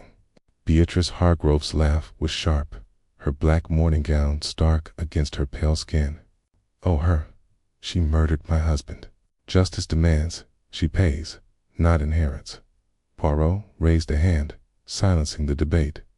Justice, Mies Amos, is not vengeance. Liza's crimes are grave, but her motive was born of pain your family inflicted. The will is legal. Her claim may stand, though her actions forfeit her freedom. I propose a compromise. Return the sapphire to the family, but acknowledge Eliza's existence. Let the courts decide her fate, but let history record the truth. Colonel Fitzroy, his pirate bravado subdued, nodded grudgingly. Fair enough, Poirot. The Blackthorns have skeletons aplenty. Hiding one more won't do. Poirot turned to Lady Eleanor. Madame, you have the power to heal this wound. Acknowledge. Eliza and the quill's shadow may finally rest. Lady Eleanor's lips trembled, but she nodded. I'll consult our lawyers. If Eliza is truly Edmund's daughter, we'll honor her claim within reason. But the sapphires stays with us. Rose, mustache twitched with approval. A wise choice, madame. Truth heals, even when it stings. As the guests dispersed, Poirot lingered, his mind turning to loose ends. The lavender scent, the quill and dagger crest, and the M on the gunshot cartridge suggested a signature Eliza had cultivated with care. Yet, One detail nagged, the second shadow in the chapel. The shooter who had fired and fled, Dr. Marsh, had been secured, and Eliza's confession seemed complete, but Poirot's instinct whispered of an accomplice. Still at large, he sought out Hastings, who was bandaging his grazed arm in the library. "Mon ami," Poirot said, "you were splendid in the chapel, but tell me, did you see the shooter's face?" Hastings shook his head, his honest face creased with frustration. "Too dark, Poirot. They were cloaked, like the others, but they moved like someone who knew the grounds well, quick, sure-footed." Poirot's eyes narrowed. "A third player, perhaps. Eliza and Dr. Marsh were the architects, but someone else fired that shot. We must search the grounds." They ventured into the misty gardens, the maze and greenhouse looming like silent sentinels. Near the crypt, Poirot found a discarded cloak, its fabric identical to the one in the linen closet, its hem stained with mud. A faint glint caught his Aja silver cigarette case, initialed C.F. Colonel Fitzroy. He murmured, pocketing it.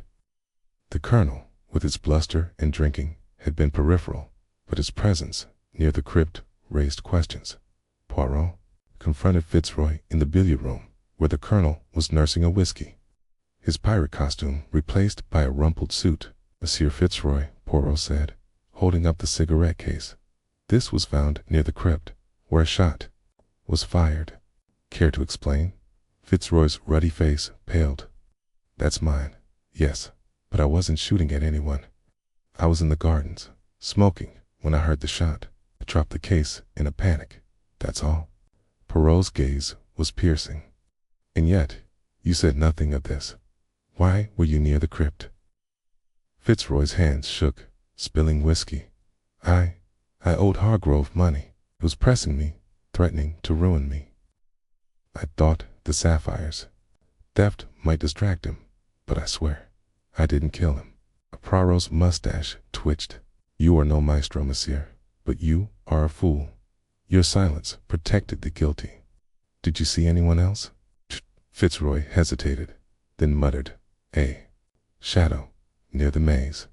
Too quick to identify. I thought it was one of your traps." Poirot dismissed him, unconvinced but lacking evidence. The shadow suggested a final loose end, a conspirator who had evaded capture. He returned to the drawing room, where Clara approached, her eyes wide with a new discovery. "Monsieur Poirot, I found this in the conservatory, hidden in a flower pot." She handed him a small notebook, its pages filled with sketches of the manor's passages and a list of dates each corresponding to the maestro's crimes. "Monsieur," Poirot said, flipping through the notebook. "This is the maestro's blueprint, their plan laid bare. But whose hand drew it?"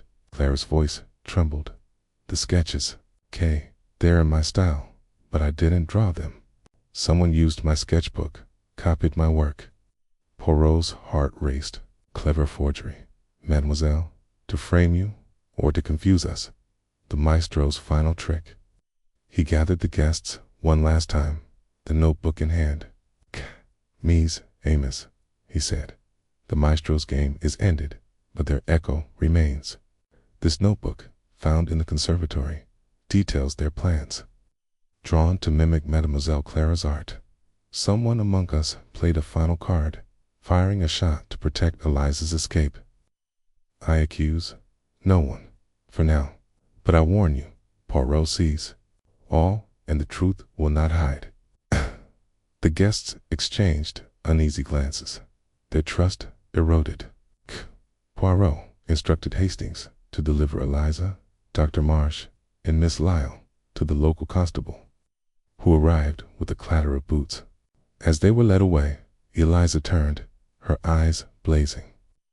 "You've won this round, Poirot, but the Blackthorn's shame is eternal." Poirot met her gaze, unflinching. "Shame, madame, is a choice. You chose vengeance. They choose truth. The game is mine."